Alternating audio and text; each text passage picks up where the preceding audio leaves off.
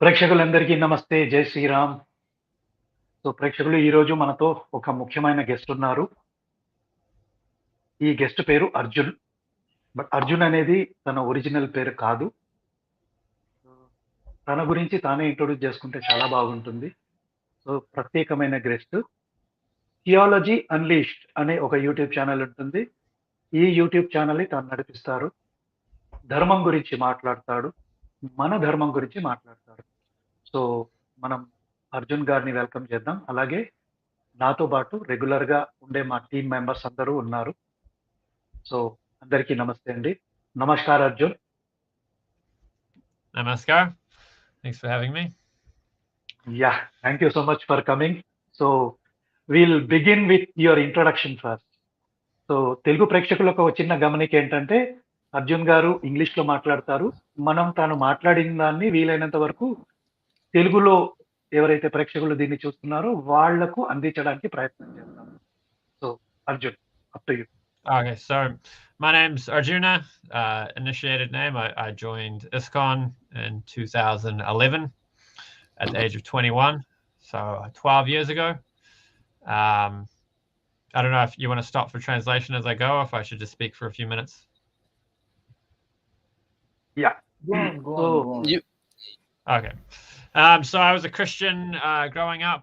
I've believed in God my entire life, but when I was about 16, I was super philosophical, asked lots of questions, and I wasn't satisfied with the Christian answers. It wasn't making sense to me, so I kind of became eclectic.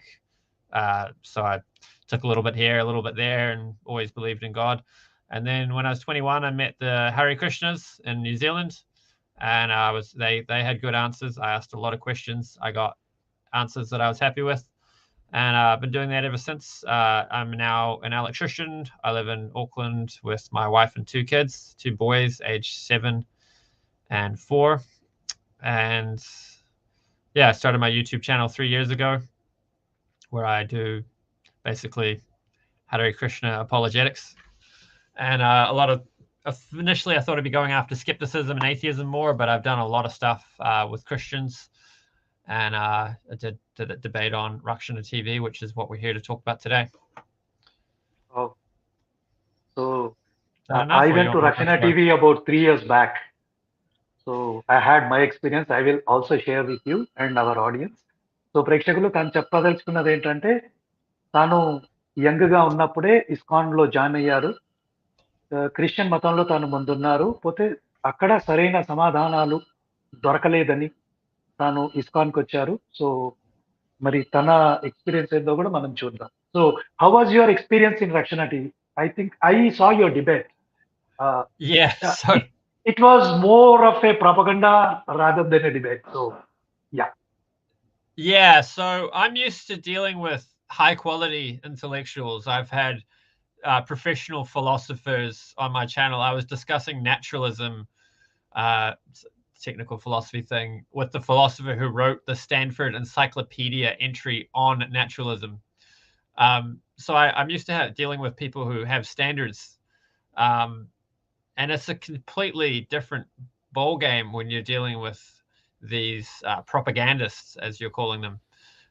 So basically they're just there to score points for their side using any argument they can muster, whether it's true or false. They don't care. They just want to score points. So I went in there to debate reincarnation, evidence for it from the empirical side, and theological reasons for it.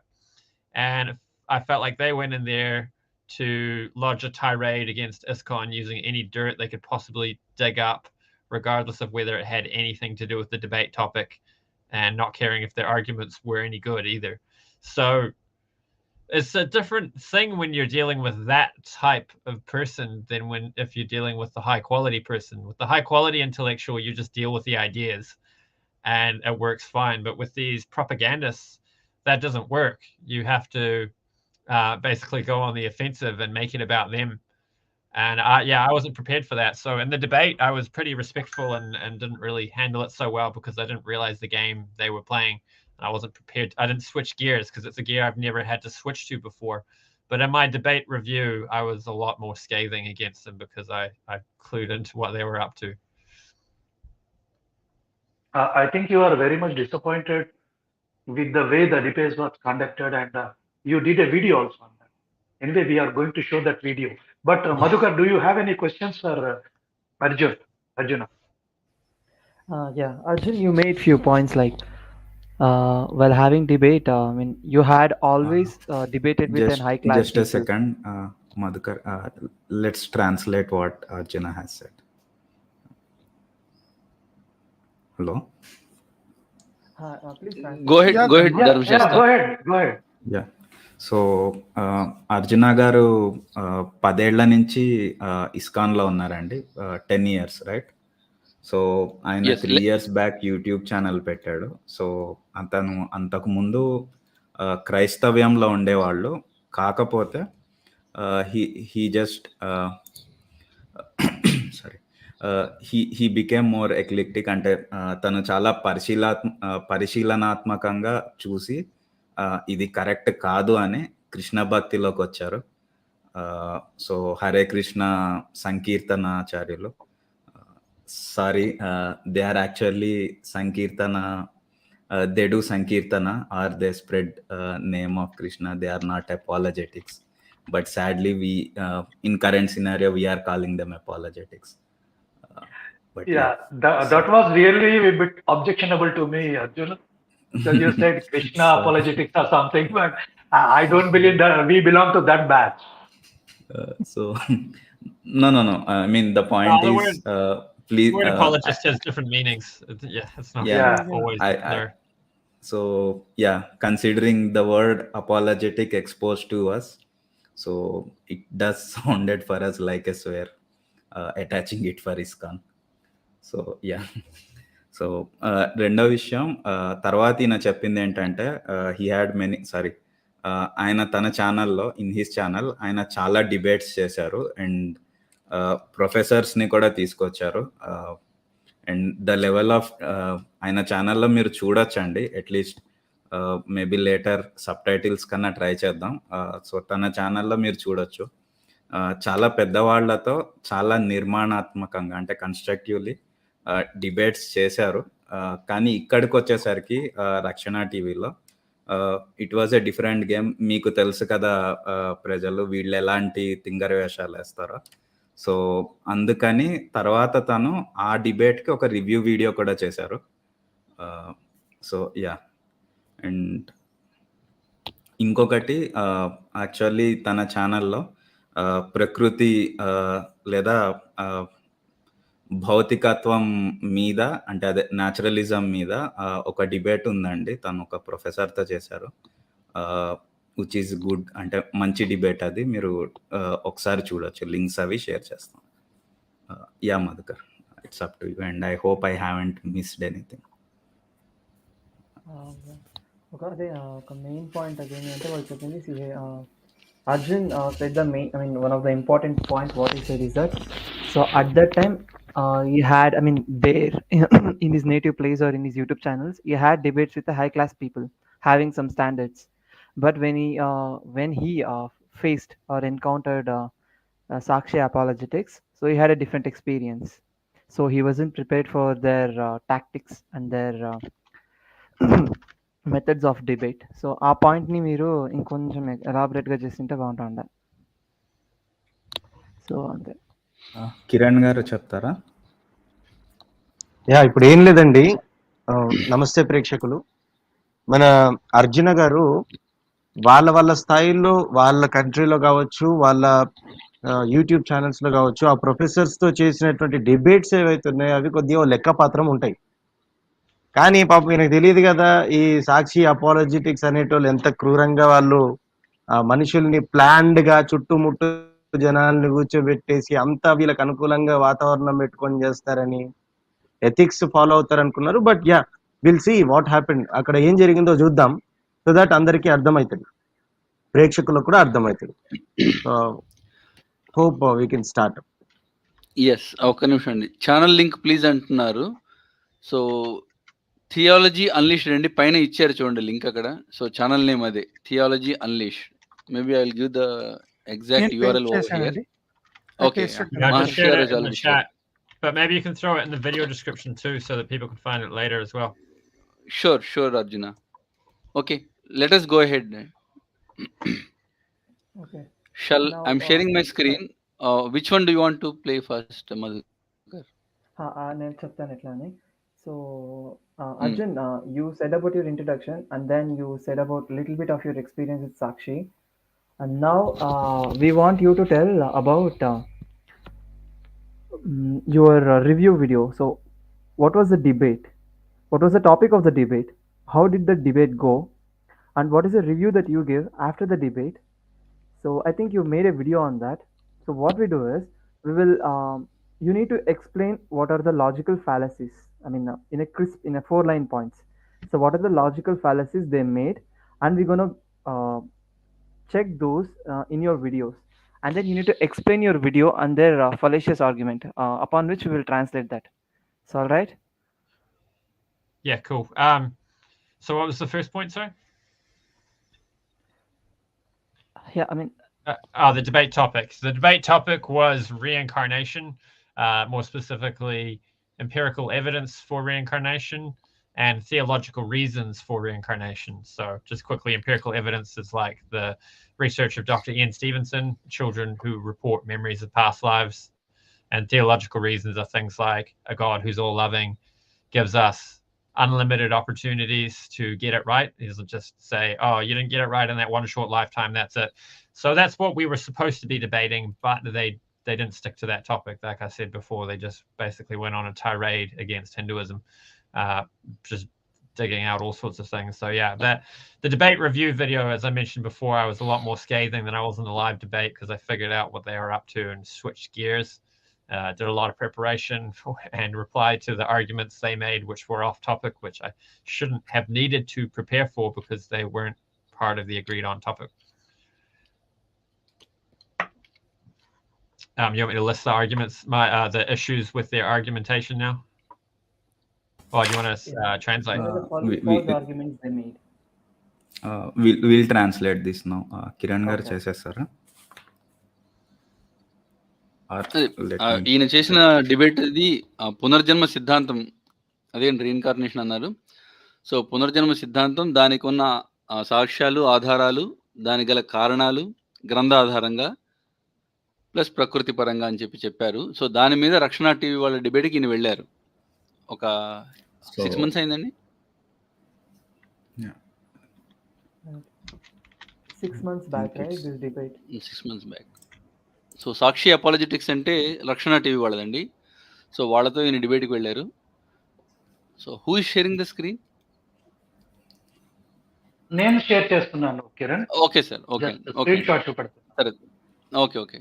So ఇంకొక point అండి, ఇక్కడ ఎంఫ్రికల్ అని పదం వాడారు. So దాని అర్థం ఏంటంటే భావనాపూర్వకంగా లేదా త్రూ ఎక్స్పెరిమెంట్ అనమాట. అంటే ఫర్ ఎగ్జాంపుల్ ఇప్పుడు కొంతమందికి చిన్నపిల్లలకి పూర్వజన్మ శృతులు వచ్చినాయని, సో ఇలా ప్రాపర్ ఎక్స్పెరిమెంట్స్ సాక్ష్యాలు ఉన్నాయి కదా, సో వాటి మీద డిబేట్ అని పిలిచారు. మరి ఇక్కడ వీళ్ళు ఏమేమి చూపించారో మీరే చూడండి. So what they have said and called and what they have shown. They have change the gear అంది కదా, సో దాన్ని ఇంకొంచెం ఎలాబరేట్ చేయండి. వాళ్ళు ఎట్లా గేర్ చేంజ్ చేస్తున్నారు, ఆర్గ్యుమెంట్స్ ని, ప్రపోజిషన్ ఎట్లా చేంజ్ చేస్తున్నారు అని కూడా ఎక్స్ప్లెయిన్. సో ఇక్కడ అదే అండి, ఇక్కడ చెప్పిందేమో మనకి ఈ పునర్జన్మ గురించి, రీఇన్కార్నేషన్ గురించి సాక్ష్యాలు, వాటి మీద డిస్కషన్, అసలు ఉన్నాయా లేవా అని చెప్పటానికి అని డిబేట్కి రమ్మన్నారు. కానీ అక్కడ వాళ్ళు చేసింది ఏంటి అంటే, ఇంకా ఇష్టం వచ్చినట్టు మన సంస్కృత వాంగ్మయం చాలా పెద్దది, వాళ్ళు దాన్ని అడ్వాంటేజ్గా తీసుకొని అర్థం పర్థం లేకుండా ఓ 10-100 పుస్తకాల నుంచి కోట్లు చేసి, మిస్కోట్లు చేసి, తప్పుడుగా చూపించి, అసలు నిజంగా జరిగిన ఇన్సిడెంట్లకు సంబంధించిన ప్రూఫ్స్ గురించి ఏమాత్రం మాట్లాడకుండా డిబేట్ చేశారండి. ఓకే, యా అర్జున్ మనం ఒక పని చేయొచ్చేమో గురువు గారు, ది థియాలజీ అన్లీజ్డ్ ఛానల్ లింక్ ని మనము కమెంట్ లో పింగ్ చేస్తే బాగుంటుందేమో. అండ్ ప్రేక్షకులు మీరందరూ కూడా ప్రేక్షకులు కూడా ప్రతి ఒక్కరు కూడా థియాలజీ అన్లీజ్డ్ అనే ఛానల్ని సబ్స్క్రైబ్ చేసేసి ఆ బెల్ ఐకాన్ని ప్రెస్ చేస్తే రెగ్యులర్గా మీకు నోటిఫికేషన్స్ వస్తాయి. మీకు టైం ఉన్నప్పుడు దాన్ని ఆయన చేసినటువంటి వీడియోస్ అన్నీ కూడా డీటెయిల్డ్గా మీరు చూడొచ్చు. బట్ ఇవాళ మాత్రం ఒకటే వీడియోకి మనం స్టిక్ ఆన్ అయిదాం. చలో మీకు ఛానల్లో కమెంట్ సెక్షన్లో పిన్ చేసి పెడుతున్నాం థియాలజీ అన్లీజ్డ్ లింక్ని. ఒకసారి అందరూ సబ్స్క్రైబ్ చేసుకోండి. ఓకే భాస్కర్ క్వశ్చన్ అడిగిస్తాను. Okay, we got an idea. We got your introduction and we got your experience. But now you said about few points, few fallacious points which happened while having the debate. So can you share your screen or can you give your slide of those fallacious points? We're gonna show that on the screen. Yeah, okay, I'm not sure how to full screen this one. Yeah, I'm sharing the screen. Dr. Gar, you can take this. Okay, cool. Yeah, I sent the slide to you guys. When I was doing my review video, I made a summary of the points that I wanted to make, pointing out what was wrong with their argumentation. So I didn't respond to every single argument they made because they made so many arguments that it wouldn't be economical or reasonable to do so. But I'll go through the list now. So it's up on the screen there. It was lack of a clearly agreed on debate topic. So I put it in the email. We need to finalize the topic, and I'd explain what I thought the topic was. So that's really what we should have stuck to, was debating reincarnation, evidence for it, and theological reasons for it. But they went totally off topic, and we'll get to the ways in which they went off topic. Gish galloping, giving a great number of poor quality arguments rather than a few good ones, and creating a mess for anyone tasked with replying to the flurry of bad arguments. So yeah, the problem with gish galloping is you create so many points no one can reply to it properly. But not only that, you state them all so vaguely that even if somebody does pin you down on one of the arguments, you can just weasel out of it by saying that's not how I meant it. So it's just basically, accusing someone of gish galloping in a debate is to say that they're a really low quality person. And in this case, it's fitting because that's exactly what they were doing.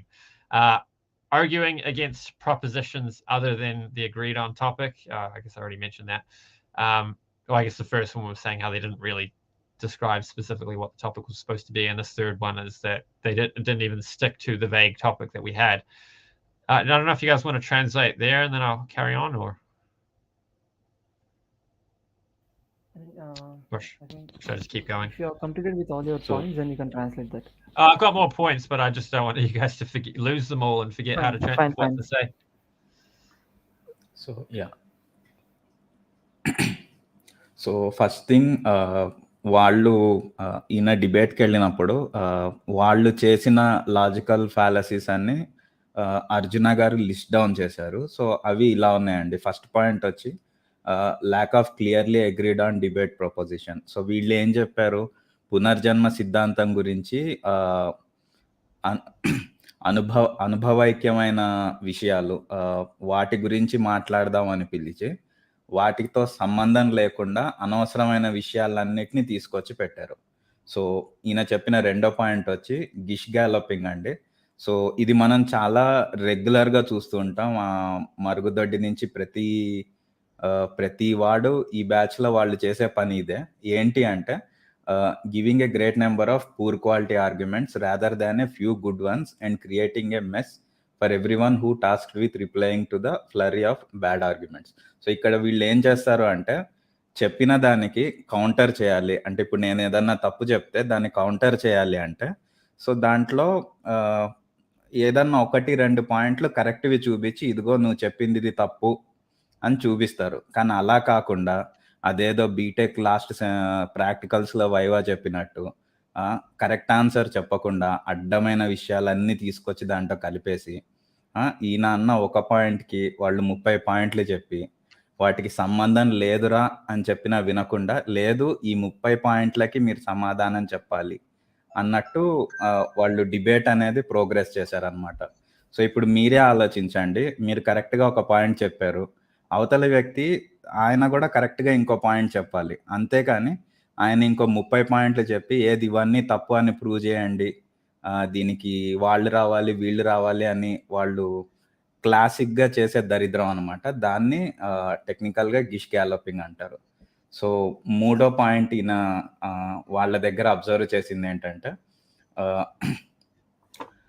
Agreed topic కాకుండా ఇష్టం వచ్చినట్టు వేరే వేరే విషయాలన్నీ argue చేసుకుంటూ వచ్చారు. అంటే let's say for example, మనం రెగ్యులర్గా చూస్తుంటాం కదా, ఇక్కడ ఇలా ఉంది అనగానే మరి మీ మతంలో అలా చేశారు కదా, అది ఇది అనుకుంటూ. సో అదనమాట. ఇంకా నాలుగో పాయింట్ వచ్చి రెడ్ హెరింగ్. సో ఇక్కడేంటంటే మాట్లాడుతూ మధ్యలో డిబేట్ని సైడ్ ట్రాక్ చేయడానికి off the topic arguments, off the టాపిక్వి తీసుకొచ్చి పెడుతూ ఉంటారు అనమాట. అంటే సంబంధం లేని ఆర్గ్యుమెంట్స్. మనం యాక్చువల్గా డాక్టర్ గారు ఆయన మధు పాస్టర్ అనుకుంటా కదండి, అసలు అడిగిన దానికి సంబంధమే లేకుండా ఇష్టం వచ్చినట్టు చెప్పుకుంటూ వచ్చాడు. సో అది ఎగ్జాక్ట్ ఆయన చేసిన పని ఇదే అండి. మూడోది కోట్ మైనింగ్. అంటే ఏంటి అంటే వీళ్ళకి మనకంటే విషయం ఎక్కువ తెలుసు అని చెప్పుకోవటానికి, సంబంధం ఉన్నా లేకపోయినా వీళ్ళ దగ్గర 4 సంస్కృతం బుక్కులు ఉన్నాయని చెప్పి ఇష్టం వచ్చినట్టు కోట్ చేసేస్తూ ఈ పైన చెప్పిన విధాలుగా ఆర్గ్యుమెంట్ని సైడ్ లైనింగ్ చేస్తుంటారు అనమాట. సో ఇదిగో చూడు డాక్యుమెంటెడ్గా మేము కోట్ చేస్తున్నామని, సంబంధమే లేకుండా. ఇక చివరి పాయింట్ వచ్చేసి, సరే ఇది అందరూ జాగ్రత్తగా వినాలండి, ఇది వాళ్ళ క్లాసిక్ మూవ్. సో వీళ్ళు ఏం చేస్తారు అంటే, మనం ఏదన్నా క్వశ్చన్ చేస్తే ఆత్మీయార్థాలు తీసుకోవాలి, మీకు చదవటం రాదా అంటారు.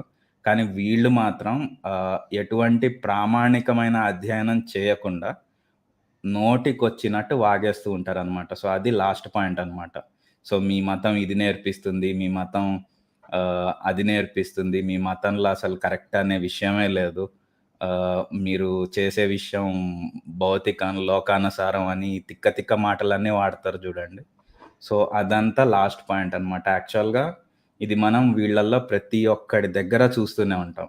ప్రతిసారి వీళ్ళు రిక్వైర్డ్ ట్రైనింగ్ తీసుకోలే కానీ సెల్ఫీలు పెడతారు, ఏది సంస్కృతం కాలేజ్ బయట. సో వాళ్ళ నిజస్వరూపం అండి ఈ లాస్ట్ పాయింట్ అయితే మాత్రం. So yeah, so I'm done. Anybody want to add something? మీరంతా కంప్లీట్ ఎక్స్ప్లెయిన్ చేసిందా? Arjun, do you want to add anything? Well, it sounds like he's gone through the whole list, so I probably don't need to carry on with it. Obviously, I don't understand Telugu, so I'm not sure exactly what was said, but it sounds like it's been covered. So and still you made out I completed the whole list. That's all right. He completed your list. Yeah, sounds good. So do you want to move on to the next bit then? Yeah, so then Sure. we will play your video, okay? So you need to explain them. So where they went, where they were wrong, so how you were right. Okay, so Have you I got think we'll clips start with selected, that. or you're just going to run through the whole thing? We'll run through the whole thing a bit fast. Okay. Should we play the entire thing, or there will not be any copyright strike or anything, right? Because if we play the same video within this, maybe I'll put it as 1.25 and try. There shouldn't be any copyright strike. No, that's free YouTube music, the song I play, and the rest is just clips from the debate. So there shouldn't be any copyright issues at all. Okay.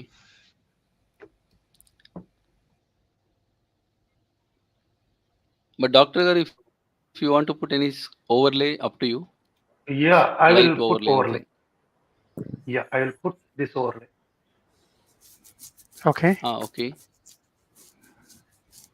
Okay. Yep. I'll try to remove this. Karma and reincarnation. Okay. Let me know if you can hear the audio. Yeah, Yes, we can. hear it. We can hear. Okay. Start. Series. If karma and reincarnation series, a cause and effect, is without a beginning, we would have already had infinite number of births and deaths. Then what is this life? Infinite plus 1? If it is infinite plus 1, then the previous infinite was not infinite in the first place. It was a finite number. That was a clip. Anybody wants to explain the argument, the question? Yeah, with I a laugh. just want to laugh. I'm also laughing. But yeah, Who is that person, first of all? Who is questioning that question? I think he is very renowned scholar. I think he is a good debater. As far as I know, he asked like very good questions earlier as well. So Yeah, Jerry Thomas, I think is his name.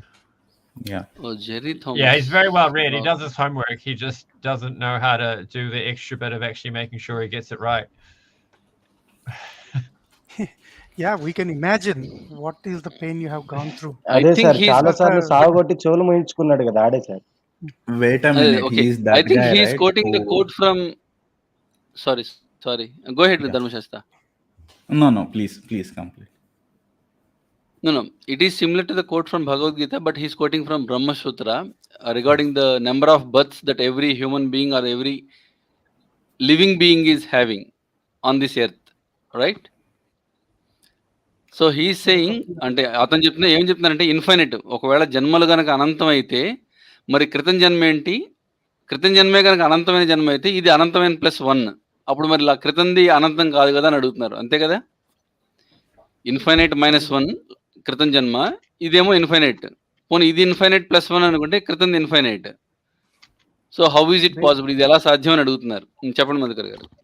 Basic mathematics తెలియదండి వానికి. Infinity plus అంటా ఉన్నాడు. ఇన్ఫినిటీకి plus minus ఏం చేసినా ఇన్ఫినిటీనే అంత infinity poor. అవుతుంది. So Arjun చెప్తా ఉండేది ఏమి అంటే వీని ఆర్గ్యుమెంట్స్ అంత పూర్ గా ఉంది. సో ఈ doesn't even know basics of mathematics. That is the level of his arguments. అది Arjun point. am I right? Yeah, basically. Yeah. Yes. Doctor garu, keep the previous one only, the pink one. This one. So yeah. Only pink. Yes. So whatever he said I will with change the another infinite, one.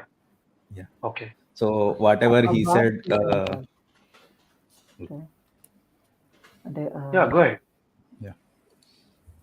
so yeah, the first time when I heard his logic, right, the infinite +1, so I felt it's a mathematical miracle.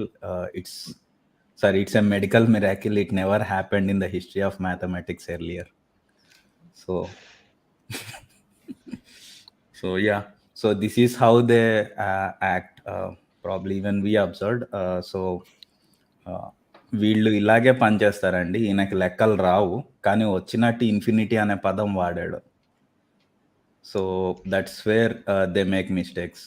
Being a person who is not who doesn't even know 5th or 6th grade mathematics should not be using mathematical terminology just to prove that you just to fake in front of everyone.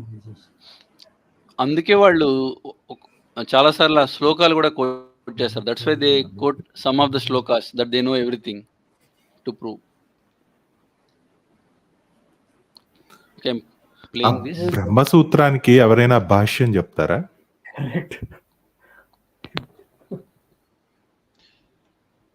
పోనీ ఆ question ఏంటో ఎవరైనా చెప్తారా? ఆ English అందరికీ అర్థమయ్యే English కాదు. బ్రహ్మసూత్రాలో కేవలం ఒక సింగిల్ లైన్ ఉంటుంది అంతే. బ్రహ్మసూత్రాల్లో there is only single lines. ఈ కమెంటరీని తీసుకొని బ్రహ్మసూత్రాన్ని కోట్ చేస్తున్నాడు పుణ్యాత్ముడు ఎవరో. అది అండి. నన్ను షార్ట్ తీసుకోమంటారా దాని మీద? తీసుకోండి. అది భాస్కర్ గారు, మీరు అది అది ఆరెంజ్ కలర్ వైలెట్ కలర్ తీసేస్తారా? అది అంటే ఆ వీడియో వచ్చి థియరీ అన్లిష్దే కదా. సో ఏమైనా కాపీరైట్ స్ట్రైక్ వచ్చేది. క్లారిటీ వస్తుంది Madhukar. Will ask Arjun to explain how he countered this video, the debate. +1 when the previous infinite was not infinite in the first place. It was a finite number. That was a clip from a recent debate I participated in on the Christian apologetics network, Shakshi Apologetics, based in India. The debate was 2-2. There was myself and Siddharth Chabra, who's been on the channel a couple of times, against Jerry Thomas and Praveen Kumar, two Christian apologists based in India. If it is infinite +1, then the previous infinite was not infinite in the first place. That argument, which is typical of the quality of arguments we were dealing with on that day, was one of about 30 arguments Jerry Thomas rattled off in his 30-minute opening statement. His argument there is very confused for various reasons. First of all, you can add or subtract any finite number from an infinite number and still have an infinite number. But he's not just confused to put such an argument together against an infinite regress. He's confused to be arguing against an infinite regress in the first place. The debate topic, which I had pitched in an email prior to the proceedings, was that we would be defending the proposition that there is evidence for which reincarnation is the best explanation, and there are theological reasons for accepting reincarnation. Nowhere in that debate proposition is there anything. Okay. Kiran, explain this, Sarah. So, Arjun, do you want to explain? Based on the statements of this person, Arjuna, can we say he doesn't know mathematics? Yeah, no, he doesn't know the first thing about mathematics. Like I said, I'm used to dealing with high quality people that engage in debates on infinities to the point where I get bored because, Christians and atheists debate, is there an infinite regress possible or not? Because that has implications for cosmological arguments they use. And that kind of argument is never used. There's some interesting arguments they use to argue against the possibility of infinity, but that one would never be used because, it just shows he doesn't know the first thing about mathematics, or he does know mathematics, but he thinks he can hoodwink a few people into thinking this is a good argument, so he's saying it anyway. But the problem is the people who are following those channels, they feel that this was a great argument. That's all these people Oh my God, really? want the world to believe. Okay. Well, hopefully they can watch my video or watch this video and get things sorted out for them. Actually, you should watch their video in YouTube, particularly the comments below. Yeah, I read some of the comments under the video. It was kind of funny. Oh, the comments under my debate review, they were funny too. Nobody replied to my arguments. They were just some Shakshi apologetics fanboys that couldn't really defend their views. Yeah, that's what we are talking about. They feel that they are very great debaters. They have very great knowledge, which we don't have. We'll play the video.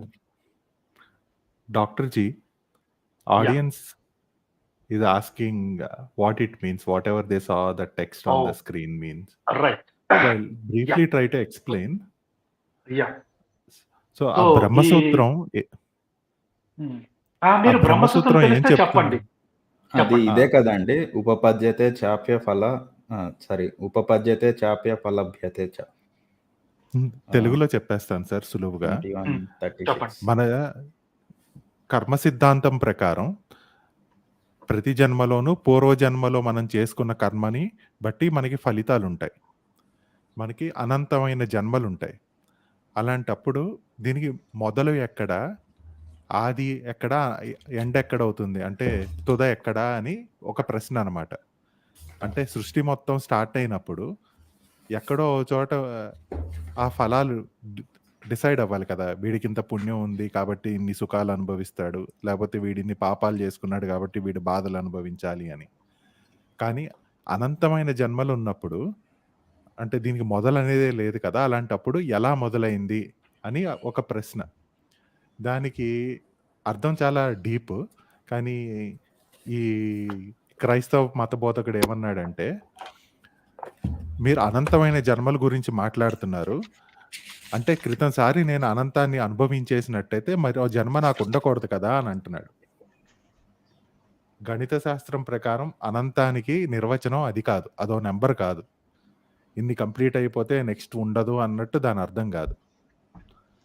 అది కూడా తెలియని వాడు దీని గురించి ఇలాంటి వ్యాఖ్యానం చేస్తున్నాడు అని ఈయన బాధపడుతున్నారు అర్జున్ గారు. సరే అండి. డాక్టర్ గారు మీరు మ్యూట్లో ఉన్నారు. అనంతం నుంచి ఒకటి తీసేస్తే ఆ నంబర్ తగ్గిపోతుంది, లిమిటెడ్ నంబర్ అయిపోతుంది అన్నట్టు చెప్తున్నాడు. ఇన్ఫినిటీ నుంచి ఇన్ఫినిటీ తీసినా కూడా still that infinity is infinity. That is maths అన్నట్లు చెప్పడం కాదండి, అదే చెప్పారు. ఇన్ఫైనైట్ నుంచి ఒకటి తీసేస్తే ఇంకా అది ఫైనైటే కదా అన్నాడు. So that is the blunder statement ఇచ్చాడు. That is the blunder. And one more thing doctor garu, ఇప్పుడు మనకు ఒక సామెత ఉంది, వ్రతం చెడ్డ ఫలం దక్కాలి అని. సో వాడు ఇంత స్టూపిడిటీగా ఆర్గ్యూ చేసిన తర్వాత ఏం పొందాడు? What is he gain and what difference does it make in that debate with that idiotic logic? His propaganda has been successful. He wanted to prove Arjuna wrong. He at made all his costs. point. And he didn't give a chance to Arjuna to speak. That was his propaganda. He did it successfully. అదేండి అతని మూర్ఖత్వం ఖండాంతరాలు వ్యాపించింది అది. So yeah, Please, you yes. have any points to put, Think about- Arjun, here? And just Arjuna, that adding to that point about how it's off topic. Like it's like, you know, we're debating, is this car white or is this car blue? And he's saying this car has poor quality tires. I'm like, yeah, fine. The car's still white, even if it has poor quality tires. That's how off topic it is. ప్రేక్షకులు అర్థమైందా? Car colour అడిగితే దానికి 4 టైర్లు ఉన్నాయని చెప్పారు. అది debate అన్నమాట వీళ్ళ పాండిత్యం. Yeah. So Arjuna, I have a question. So in the debate, so they started with this Brahma Sutra, right? So I think for any rational person, he should be asking something like this. So if the beginning of the creation is infinite, so how did the karma begin? So there should be some karma to reincarnate. So did they ask anything similar in the entire debate? I mean, any rational question in the entire debate? Yeah, they did ask something like that about how would karma begin, you know, who's Okay. you know, say the first person to kill an animal, and if the animal who's being killed is a human who's killed in the past, and how could that be possible, because that's the first that's happened. The way I think about these things is it's inconceivable. When it comes to infinities, it's beyond what we're capable to wrap our brains around logically. So our ability to conceive of these things falls short when we're dealing with infinities. And so we just think of it as an infinite cycle, and that's useful for understanding we've been here for a very long time, and there's no end to it other than us getting our spiritual liberation by taking advantage of this process that's given up to us by the Vedas. And that's the point of these teachings. But using logic to take them down is a misuse of logic. It's a misapplication of it. So any worldview is going to have a place where logic breaks down. So for the scientific worldview, it's the Big Bang.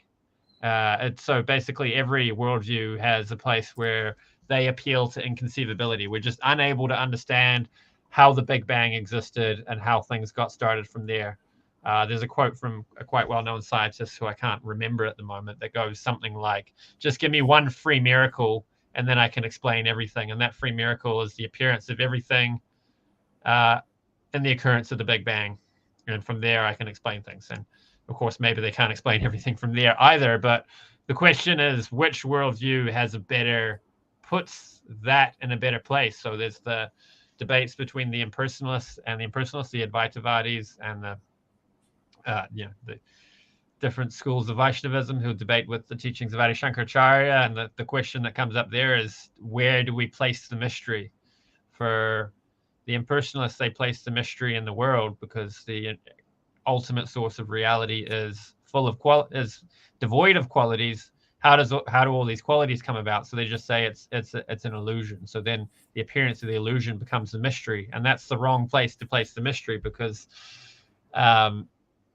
that's the world. That should be the mundane reality, not the mysterious one. Whereas for the personalist view within the Vedas, we place the mystery in God, and that's a suitable place. And part of that mystery is the existence of everything eternally. It's just something we can't quite wrap our heads around. It's an infinite cycle that doesn't have a beginning. It's been going on forever. So somehow it's just the case that karma is playing out, and when you do something to someone else, somehow it's their karma.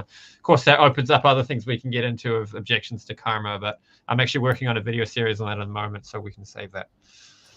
Arjun, I would like to add a point.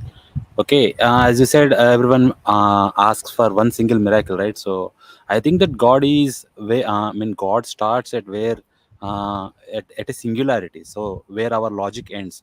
You see, we can think of in single dimension, 2 dimensions, and 3 dimensions. Maybe somebody can even comprehend 4th dimension, but if we take it to 8th, 11th, and 20th, so our logic and our thinking capabilities and everything fails, right? So I think that you see, I heard somewhere that reincarnation can also happen in the past. I mean, it's not a linear thing. So it need not be a necessary thing that our reincarnation is gonna happen in the future only. So maybe after my next life is, maybe it has already happened. So if we think about that kind of thing, and time is not a linear thing, or progression of the incarnations is not a linear thing, then every kind of logic fails, right? We may not be able to comprehend, but God is a entirely different thing. So we cannot apply our own limits we cannot force our limits upon God. What do you have to say about it? Yeah, I mean, for a logical response, I think it's fair to say perhaps reincarnation can go forward and backwards. I wouldn't personally hold to that view. It's not my understanding of the Vedic teachings. But as a logical proposition for answering somebody's query, it's a plausible thing you could put forward, perhaps. So yeah, I don't know if we're due for a translation. So నేనేమడిగానంటే అండి, ఇప్పుడు యువతల పక్క పునరుద్ధానం అంటారు కదా, లేకపోతే పునర్జన్మ అని చెప్పేసి, అది నెససరీగా భవిష్యత్తులోనే జరగాలని లేదు. ఆల్రెడీ కొన్ని కేసెస్ నేను చదివాను, ఎక్కడ ఐ మీన్ స్క్రిప్చర్లో అనుకుంటా, ఐ థింక్ ఎక్కడ చదివాను గుర్తులేదు రిఫరెన్స్ ఇవ్వడానికి. సో నెక్స్ట్ జన్మ వచ్చేసి అది గతంలో జరిగింది. సో ఏంటంటే అప్పుడు ఏంటంటే ఆల్రెడీ ఈ జన్మ జరిగేటప్పుడు నీ తర్వాత జన్మ ఆల్రెడీ జరిగిపోయింది అని చెప్పేసి చదివాను. మనం ఏంటంటే డైమెన్షన్స్ ప్రకారం చూస్తే టైం అనేది మనం లీనియర్గా తీసుకుంటాం, లీనియర్గా కాదు, అది ఎలాగన్నా వెళ్ళొచ్చు. మనం కాంప్రిహెండ్ చేయలేకపోవచ్చు, కానీ దేవుడి దగ్గరికి వెళ్తే ఆ విషయం వేరు కదా. మన లిమిట్స్ని ఆయనకు పెడితే కుదరదు. సో మన థింకింగ్ అనేది ఎక్కడైతే స్టాప్ అవుతుందో అక్కడ మనకి ఇంకా గాడ్ అనేది బిగిన్ అవుతుంది. సైన్స్ కూడా అంతే, ఇంకేదన్నా కూడా ఒక బిగ్ బ్యాంగ్ కానివ్వండి, లేకపోతే ఇంకెవరన్నా కూడా ఒక మిరాకిల్ అనేది అవసరం అవుతుంది. ఎందుకంటే ఒక పాయింట్ దాకా రీచ్ అయినాక అక్కడ మనకి లాజిక్ ఇంకా సపోర్ట్ చేయదు, మనం కాంప్రిహెండ్ చేయలేము. సో ఆ పాయింట్ గురించే ఇక్కడ అర్జున గారు చెప్పారు. నేను అందుకని దానికి కూడా క్వశ్చన్ వేసాను, మన లిమిట్స్ని గాడ్ మీద ఫోర్స్ చేయలేమని చెప్పేసి. చేస్తే అది పెద్ద డిజాస్టర్ అయ్యిద్ది అని.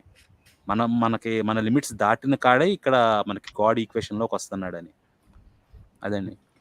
సో దానికి సమాధానంగా ఆయన ఒప్పుకున్నారు. ఎట్ ద సేమ్ టైం తన వైదిక అండర్స్టాండింగ్ ప్రకారం ఆర్ ఎగ్జాక్ట్ ఈవెన్ మనం కూడా చెప్తాం కదా అండి, కర్మ అంటే మనకి యాక్చువల్లీ మన కర్మలో కూడా ఉంది, నెక్స్ట్ వచ్చే కర్మలో అని. బట్ యా, సో తన వేదిక అండర్స్టాండింగ్ ప్రకారం ఈ లూప్ ఉండదు, అంటే we can't reincarnate in to past as per. So ఆయన వైదిక ఆయన వైదిక నాలెడ్జ్ ప్రకారం సో అది ప్రపోజ్ చేశారు ఆయన సమాధానంగా. సో అయితే వీడియో ప్లే చేద్దాం మరి. For accepting reincarnation. Nowhere in that debate proposition is there anything about an infinite regress of past lives. We have mentioned that there are infinite opportunities, but this is a potential infinite, not an actual infinite, because we believe in a kind of universalism whereby all souls are eventually saved. Infinite just means you'll get as many opportunities as you need until you are saved. As for the infinite past thing, while we do believe all souls are infinite, we do not believe that their journey in the material world is infinite. There are statements in our scriptures which talk about our time in the material world having no beginning, but there's hermeneutics which lead us to interpret this as meaning a very, very, very long time, not an actual infinite with an actual no beginning. There's statements in the Bhagavatam that talk about the souls fall from the spiritual world to the material world. So while souls have existed eternally, our time here in the material world is finite. The debate had numerous issues, more than I could possibly cover in a short debate review video, but I will endeavor to elucidate the key issues. Since so ఇక్కడ తను ఏం point out చేశారు అంటే, వాళ్ళు ఏమన్నారు అంటే infinite, సరే కాసేపు ఆయన పిచ్చి లెక్కలు వదిలిపడేసిన, వాళ్ళు చెప్పిన ప్రకారం ఆలోచించిన, సో ఇన్ఫైనైట్ అనే పదానికి వాళ్ళు లిటరల్గా అనంతం అనే పదం తీసుకొని అన్వయం చేశారు. నిజానికి ఆత్మలు ఇన్ఫైనైట్, సోల్స్ ఇన్ఫైనైట్గా ఉంటాయి. సో అవి ఎప్పటి నుంచి ఉన్నాయి ఏంటి అని తెలియదు, కానీ అవి ఈ సృష్టిలో సంచరించే, అంటే అవి కర్మచక్రంలో తిరిగేవన్నీ ఆ టైం అనేది ఫైనైట్, అంటే అది ఇన్ఫైనైట్ కాదు. అది ఎంత ఉంటుంది అంటే ఇక్కడ మనం చూడాల్సింది, అంటే ఇప్పుడు ప్రాపర్ గురువుల దగ్గర కరెక్ట్ మోడ్లో మనం ఆలోచిస్తే వచ్చే అర్థం ఏంటి అంటే, మీకు అనంతమైన అవకాశాలు ఇవ్వబడ్డాయి, ఇన్ఫైనైట్ ఆపర్చునిటీస్ ఇవ్వబడ్డాయి అనే కానీ అంతేకాని ఇక్కడ ఇన్ఫైనైట్ నెంబర్ ఆఫ్ టైమ్స్ ఉంటారని కాదు. అండ్ ఇక్కడ ప్రతి ఒక్కళ్ళు ఇన్ఫైనైట్ టైమ్స్ ఉన్నారని కాదు. ఏ సోల్కి, ఏ ఆత్మకి ఎన్ని ఆపర్చునిటీస్ కావాలో అంత మటుకు ఉంటారు, తర్వాత మోక్ష ప్రాప్తి జరుగుతుంది అని పాయింట్అవుట్ చేశారు. Please start. Jerry Thomas gave something like 30 arguments in his opening statement. It's unwieldy to reply to all of them. Instead, I will pick out a few arguments to comment on, and that will suffice to show the overall poor quality of his arguments and debate strategy. Here's a brief list of the issues. A lack of a clearly agreed on debate proposition. Gish galloping, giving a great number of poor quality arguments rather than fallacies. Devi Bhagavatam. Debate with off-topic arguments. Quote mining old Sanskrit texts. Srimad Devi Bhagavatam as Chandogya Upanishad, Manusmriti chapter 10, Veda 10, Manusmriti chapter 8 in Bhagavad Purana, Rigveda Mandala 10, in Brahma Purana, Adhyaya 111. Trying to tell us what our religion teaches. I think that you have to go back and read the Chandogya Upanishad. Despite lacking the hermeneutical training required to do so. Now, ఇది perfect statement. Srikanth చెప్పండి, ఇది perfect statement. Doctor గారు మీరేనా?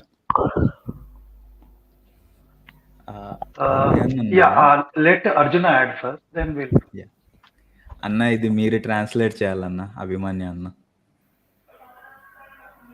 Yeah, I'm not sure there's much to add. I think I did a good job of that debate review video, and it was fun putting those clips together to kind of create a meme out of his bad arguments. So compile it up. వీళ్ళు ఇక్కడ అర్థమైంది కదండి, వాళ్ళు just ఒక topic అని చెప్పి పిలిచారు అన్న. జోకులు వేస్తున్నాయి, జోకులు అదే కదా, ఇది మీరు ట్రాన్స్లేట్ చేయాలన్న. మీరు చెప్పు ఇక్కడ నాకు అది డిలే వస్తుంది అంటే నాకు. అభిమన్యు గారు నేను చెప్తాను, ధర్మశాస్త్ర గారు నేనే చెప్తాను అండి.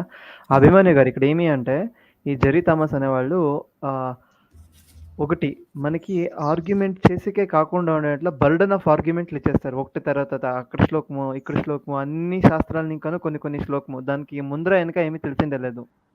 అన్ని శ్లోకాలు ఒకేసరికి తక్కువ టైంలో ఆన్సర్ చెప్తారు. సో ఇట్లా వాళ్ళని ఏమంటారు మీరు? నా భాష వేరే ఉంటదిలేండి ఇక్కడ, ఎందుకది. బట్ మంచి జోక్ అయితే వేసా. అంటే నేను ఇవాళ పొద్దున్న నుంచి లేచినప్పటి నుంచి నవ్వు రాలేదు, సడన్ గా ఇతని స్టేట్మెంట్ ఏంటంటే నవ్వు వస్తుంది. That much I can say. Yes. So దాని గురించి ఇప్పుడు మన అర్జున్ గారు ఏమన్నారు, ఆ విషయాల్ని మన ధర్మశాస్త్ర చెప్తారండి. సో ఇక్కడ చూశారు కదండి వీడియో లేదా ఆ డిబేట్ లో మొదటి నుంచి వాళ్ళు చెప్పింది ఒక టాపిక్ పైన డిస్కస్ చేయడానికి. సో దాంట్లో ఈ గ్రంథాలు ఉంటాయి, ఈ గ్రంథాలు ఉండవు అని చెప్పలేదు. ముందు ప్రాపర్ డీటెయిల్స్ ఏమి ఇవ్వలేదు అడిగినప్పటికీ. కానీ ఇక్కడికి వచ్చేసరికి అడ్డగోలుగా ఇష్టం వచ్చినట్టు ఎక్కడి పడితే అక్కడివి కాంటెక్స్ట్ లేకుండా వీళ్ళ స్టైల్లో కొంత ఇచ్చట కొంత అచ్చట అన్నట్టు ఎచట నుంచో శ్లోకాలు తీసుకొచ్చి పెట్టి, సో ఈయన అన్న ఒక్క పాయింట్కి వాళ్ళు 30 పాయింట్స్ పెట్టారు. 30 పాయింట్స్ పెట్టి వీటన్నిటికీ ఆన్సర్ చేయమన్నారు. మళ్ళీ మీరు చూస్తేనేమో సరే కాసేపు ఈవెన్ మన భాస్కర్ రాజు గారి డిబేట్లో కూడా చూసాం ఇంతకుముందు ఇదే పద్ధతిలో. భాస్కర్ రాజు గారు సరే అడిగారు కదా అని వీళ్ళు అన్నవన్నీ ఆన్సర్ చేసుకుంటూ వస్తుంటే 1-2 పాయింట్లకే ఆపేసి లేదా మధ్యలో తిక్క మాటలు మాట్లాడుతూ, యాక్చువల్లీ ఉంది భాస్కర్ రాజు గారి వీడియోలో మీరు చూడొచ్చు, ఆ మధ్యలో ఎవరో ఒక ఆయన నవ్వుతూ ఉంటాడు చెప్పింది వినకుండా.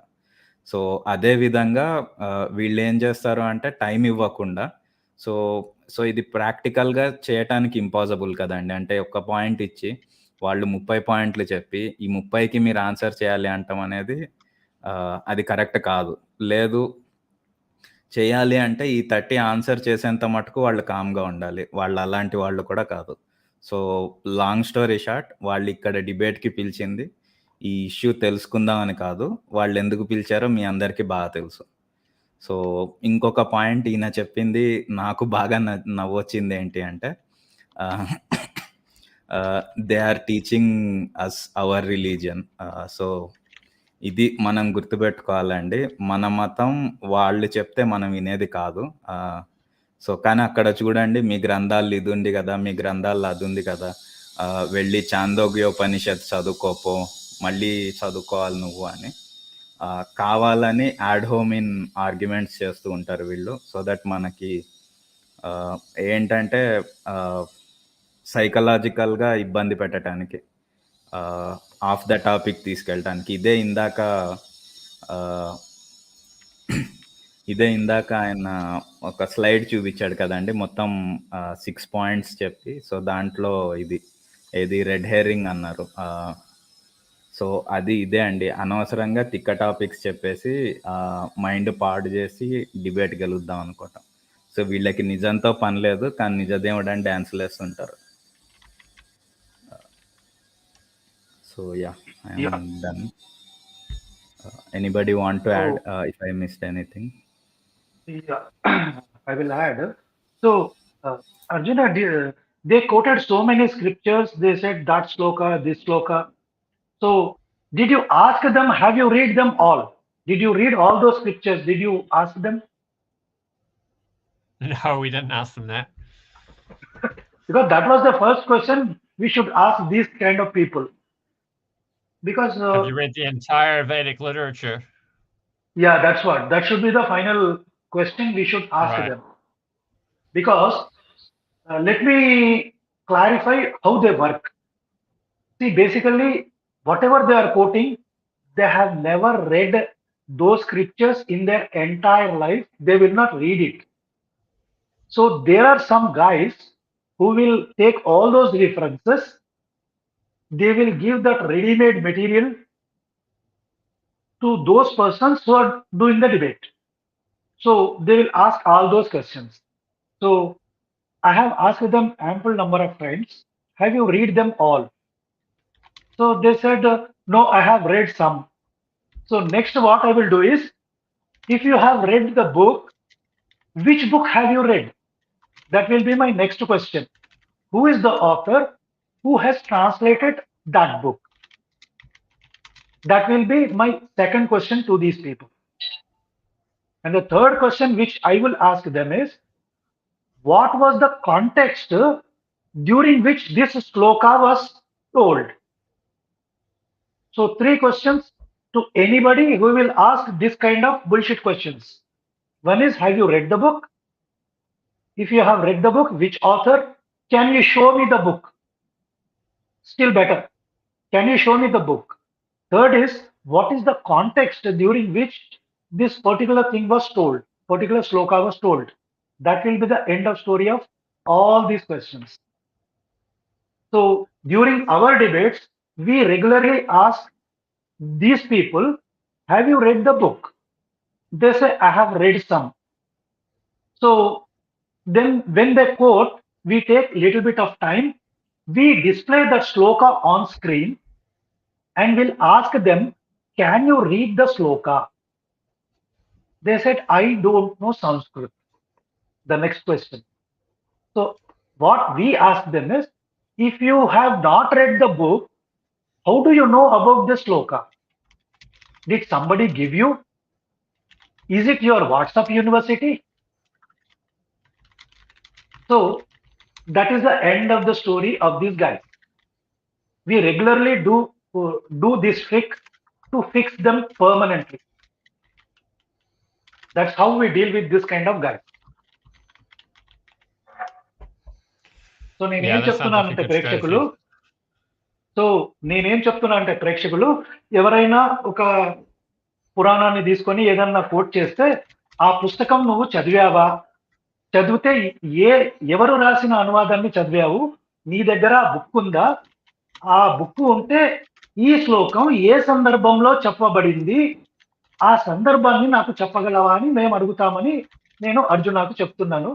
ఎందుకంటే ఈ స్ట్రాటజీని ఫాలో చేసి మాకు అన్నీ తెలుసు, మేము అన్నీ చదివామనే వాళ్ళ నోర్లు మేము మూయిస్తూ ఉంటాము సాధారణంగా. సో అర్జున్కి నేను అదే విషయాన్ని చెప్తున్నాను. సో కిరణ్, మీరు ఏమైనా యాడ్ చేస్తారా ఈ విషయమై? దట్స్ ట్రూ అండి. ఇప్పుడు ఈ మధ్య మనం యాక్చువల్గా మొత్తం అందరిని ఇదే ప్రశ్న అడుగుతున్నాం. ఎందుకంటే వాళ్ళు చాలా ఫ్యాషనబుల్గా, సెలెక్టివ్గా ఏదో ఒక శ్లోకం, ఏదో ఒక పురాణం నుంచి లేదా ఉపనిషత్తు నుంచి చాలా ఈజీగా కోట్ చేసేస్తారు. సో ఆ కోట్ చేసినప్పుడు మనకి భయం వేస్తుంది అనమాట ముందు ఫస్ట్, అమ్మో వీళ్ళకి ఇంత తెలుసా అని చెప్పి. సో అలా కాకుండా మనమే తిరిగి నువ్వు మొత్తం చదివావా, కంటెక్స్ట్ ఏంటని అడిగితే మళ్ళీ మాట నెక్స్ట్ క్వశ్చన్ రాదు. వీలైతే మనకు శ్లోకం ఉంటే శ్లోకం కూడా చూపెట్టేస్తాం మనం.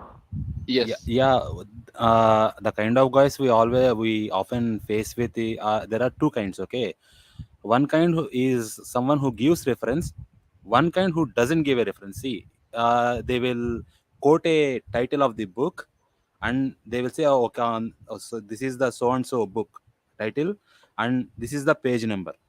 Suppose you take Gita, they will say, okay, Bhagavad Gita page number this and this, and this is the translation and or this is the meaning given in here. So that's how they quote the verse. They don't even know how to quote a Gita sloka. So see, if we quote a Gita sloka, we will say, okay, this is the chapter and this is the sloka number, and then we will go on explaining. But they don't do it like that. And if we go to Ramayana or something else, they will say the name of a book and will say, okay, in this page number it is written like this. They don't even know how to say, okay, so this is the kanda or this is the sarga or this is the sloka. So we deal with those kinds of people who don't give a reference. And there are some other kind who gives a reference, and how they do it is, okay, they will give, okay, this is the sloka we are talking about, and they will go on corrupting the scripture and misinterpreting it. But if we go just a few slokas before or after it, the sloka they are talking about, it says clearly, okay, everything is written there itself. So they pluck everything out of the context and blatantly corrupt it publicly. Those are the kind of guys we often face with. So was your interview, was your debate with Sakshi apologetics also the same? Oh yeah, it was terrible. They pulled up Devi Bhagavatam, which I did some research on. I commented this in the video we're watching. Is it's of modern authorship, which means like 800 years ago, some Hindus wrote a book in Sanskrit, and now he's trying to tell this is one of our scriptures, which he's going to pull up quotes for, and our religion doesn't make any sense. But just because something is an old book written in Sanskrit doesn't mean it's scripture. The Devi Bhagavatam isn't mentioned by any of the other Puranas, but it's claiming to be a Purana. It wasn't never quoted by Adi Shankaracharya. No Vaishnava Acharya has ever quoted Devi Bhagavatam. But this guy, this Christian guy, wants to come and tell us that this is one of our books. I have read Devi Bhagavata, and people who have read about Devi Bhagavata, they will definitely know what is in there. But the problem is people who have heard it first time, definitely, I think you must have been confused, because that's what they wanted to show. They wanted to show that you doesn't know anything. They wanted to show that you doesn't know anything, and they wanted to show you in a poor light.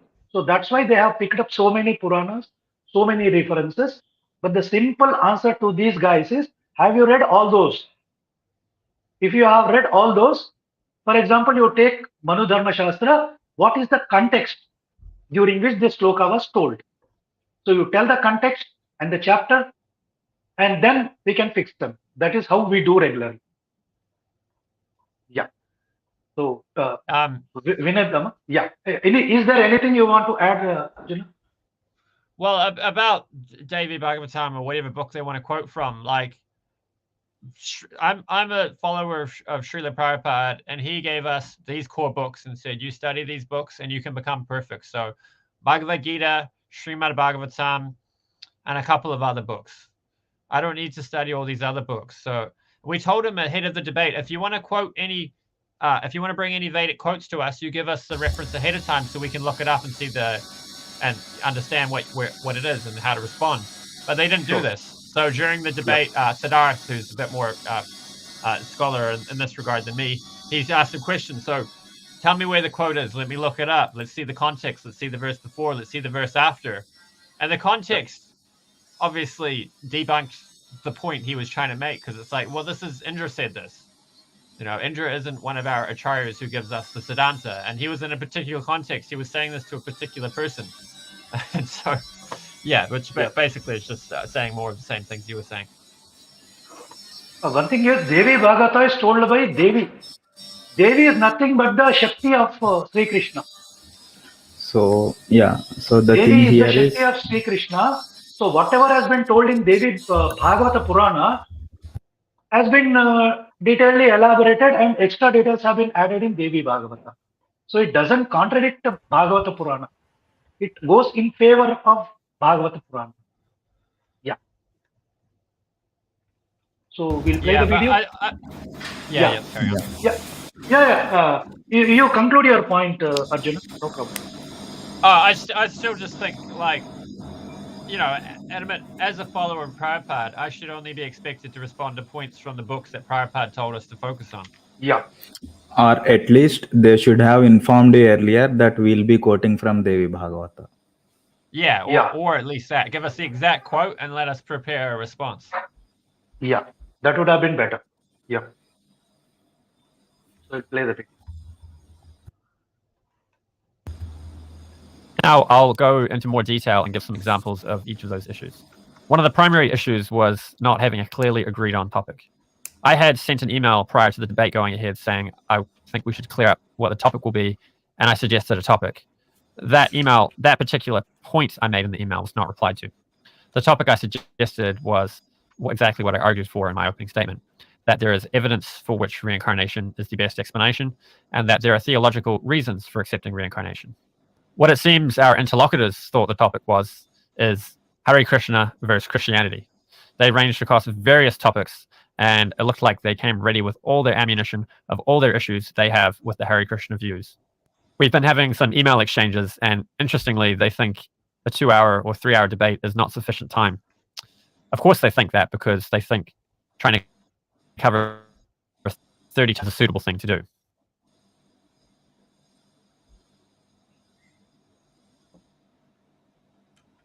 Yeah. Dharmashastra? Anything to say?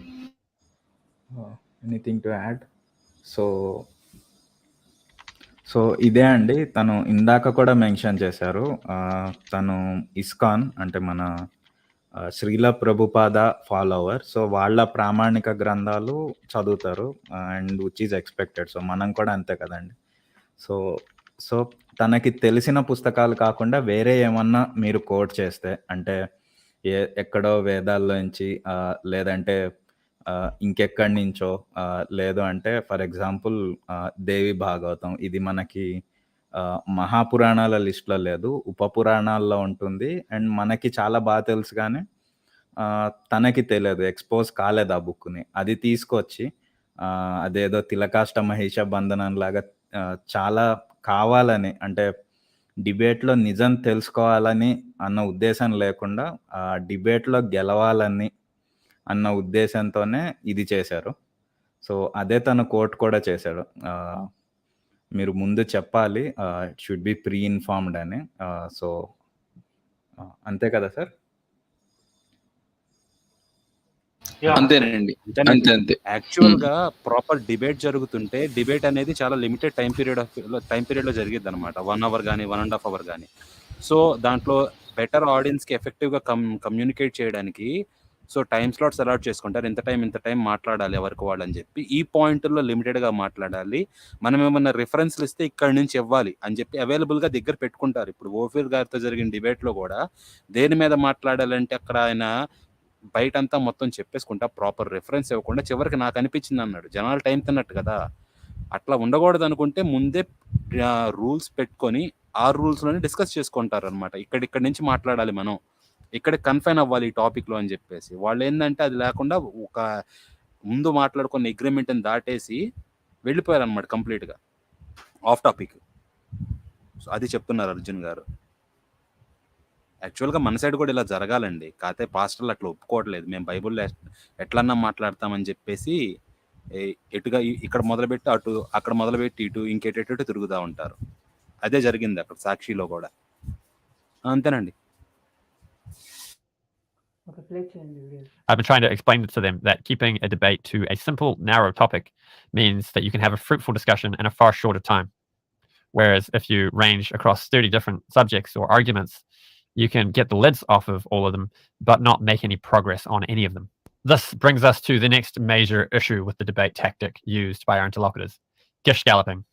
Gish galloping is a logical fallacy where someone rattles off so many arguments that the opponent has no chance of replying to all of them sufficiently. They can also state each argument so vaguely because they're spending so little time on it that if they're ever met with a suitable objection to one of the arguments, they can weasel out of it by saying, that's not what I mean. But the major issue with gish galloping is summed up by Brandolini's law. Summed up by Brandolini's law is that it takes an order of magnitude more effort to refute poor quality fallacious arguments than it does to produce them and spread them. Jerry Thomas can rattle off 30 arguments against Hare theology, and each one of those arguments might take 30 minutes to respond to them as of its own. Someone might write an entire book on one of these topics.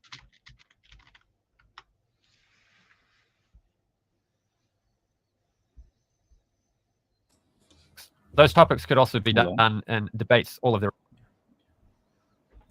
Okay, I thought you passed. So yeah. చెప్పండి. So ఇది ఇంతకు ముందే చెప్పామండి. వాళ్ళు అదే ఒక point అని 30 పాయింట్లు చెప్పి గిష్ గ్యాలప్ చేసి, అంటే అదే అనవసరమైన అన్నీ యాడ్ చేసి వీటన్నిటికీ సమాధానం చెప్పు అని. సో అదే మళ్ళీ ఇక్కడ ప్రాపర్ క్లియర్గా రిపీట్ చేశారు. ఒక చిన్న విషయం అండి, సుత్తివేలు గారిది ఒక వీడియో ఉంటుంది చూసారా, ఎవడో దారి అడిగితే హైదరాబాదు జహీరాబాదు అనుకుంటూ, అసలు విషయం తమలదు.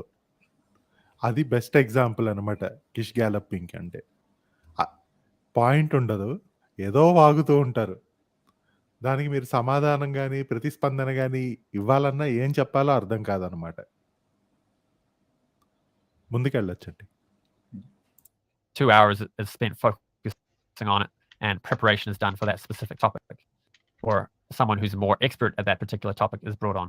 I'll get into their off-topic arguments when I start giving examples of the arguments they gave later on in this video. I very deliberately called this last one quote mining old Sanskrit texts. I use the word old Sanskrit text and not scripture or Vedic literature, or as they were calling it, the Hindu scriptures, because not every old book written in Sanskrit is scripture. And even among the ones that are considered scripture, not all of them are given equal importance. Every Vedic tradition has a hermeneutical system they use in order to harmonize the seemingly inconsistent statements within the Vedas with the particular worldview they hold. What they will do is take certain statements or certain books to be primary and then interpret the other texts in ways that are harmonious with that. For Gaudiya Vaishnavas or Chaitanya Vaishnavas, as Hare Krishnas are known more traditionally or more academically, we consider the Bhagavatam and the Bhagavad Gita to be the essence of the Vedas. And we will argue in interfaith dialogues with other Indian traditions that this is legitimate, that there are statements in the Bhagavatam and Bhagavad Gita that lead us to this conclusion, and that there are statements elsewhere in the Vedas that also point to Bhagavatam and Bhagavad Gita as being the essence of the Vedas. This leads into the final point in my assessment of the flaws with their argumentation, trying to tell us what our religion teaches. I have quoted you Dharma Shastras. You did not respond to Dharma Shastras. I said this is the logical outworking carried out by Dharma Shastras. Not only is it extremely bad etiquette in a debate to try to tell another person what their point of view is or what their religion is, it's also totally off base because they have no training to do so. For example, one of the books they were quoting, Srimad Devi Bhagavatam, about Devi Bhagavatam. Devi Bhagavatam, quote from the Devi Bhagavatam. It is of modern authorship and has not been quoted by any of our previous acharyas, not even by Shankaracharya. It is also not mentioned in any of the other Puranas. నేను దీన్ని translate చేస్తాను. So ఇక్కడ ఈ Jerry Thomas వాళ్ళు ఏం చేసినారు అంటే, మరి అర్జున్ చెప్తా ఉండేది ఏమి అంటే, ప్రతి సాంప్రదాయంకి ఆ సాంప్రదాయం వాళ్ళు వేదాలకి అనుగుణంగా వాళ్ళ ఒక హెర్మెనెటిక్స్ అంటే ఎపిస్టిమాలజీని రెడీ చేసుకుంటారు. అద్వైత సాంప్రదాయము ఒప్పుకునేట్ల శాస్త్రాలు, మధ్వ సాంప్రదాయము, లేదంటే శ్రీ సాంప్రదాయము, ఇలాంటి వేరు వేరు సాంప్రదాయాలు ఉంటాయి కదా.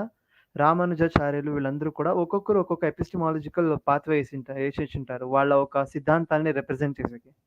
అద్వైతులను అడిగితే ప్రస్థానత్రయ అంటారు, మధ్వాచార్య వాళ్ళని అడిగితే 4 వేదాలు, దాంతోపాటు మహాభారత పంచరాత్రాలు అంటారు, పురాణాలు అంటారు. ఇట్లా ఒక్కొక్కరికి ఒక్కొక్క హెర్మెనెటిక్స్ ఉంటుంది. ఆ సాంప్రదాయం వాళ్ళ ప్రకారమే ఆర్గ్యూ చేయాలా కానీ, వైష్ణవాస్ ఒప్పుకునే స్క్రిప్చర్స్ 0 తీసుకొని పోయేసి, శైవ స్క్రిప్చర్స్‌ని తీసుకొని కోట్ చేసేది అది ప్రాపర్ ఎటికేట్ కాదు. అంటే మంచి రెస్పెక్ట్స్ కాదది. అదొక bad way of respecting your అపోనెంట్‌ని. సో, అట్లా వీళ్ళు తామసోలు చేసిండారు. సో, ఎట్లా అంటే మ్యాథమెటిక్స్ ఎగ్జామ్ రాసకపోయే వాళ్ళకి ఫిజిక్స్ వచ్చి తీర్చేసే అట్లా.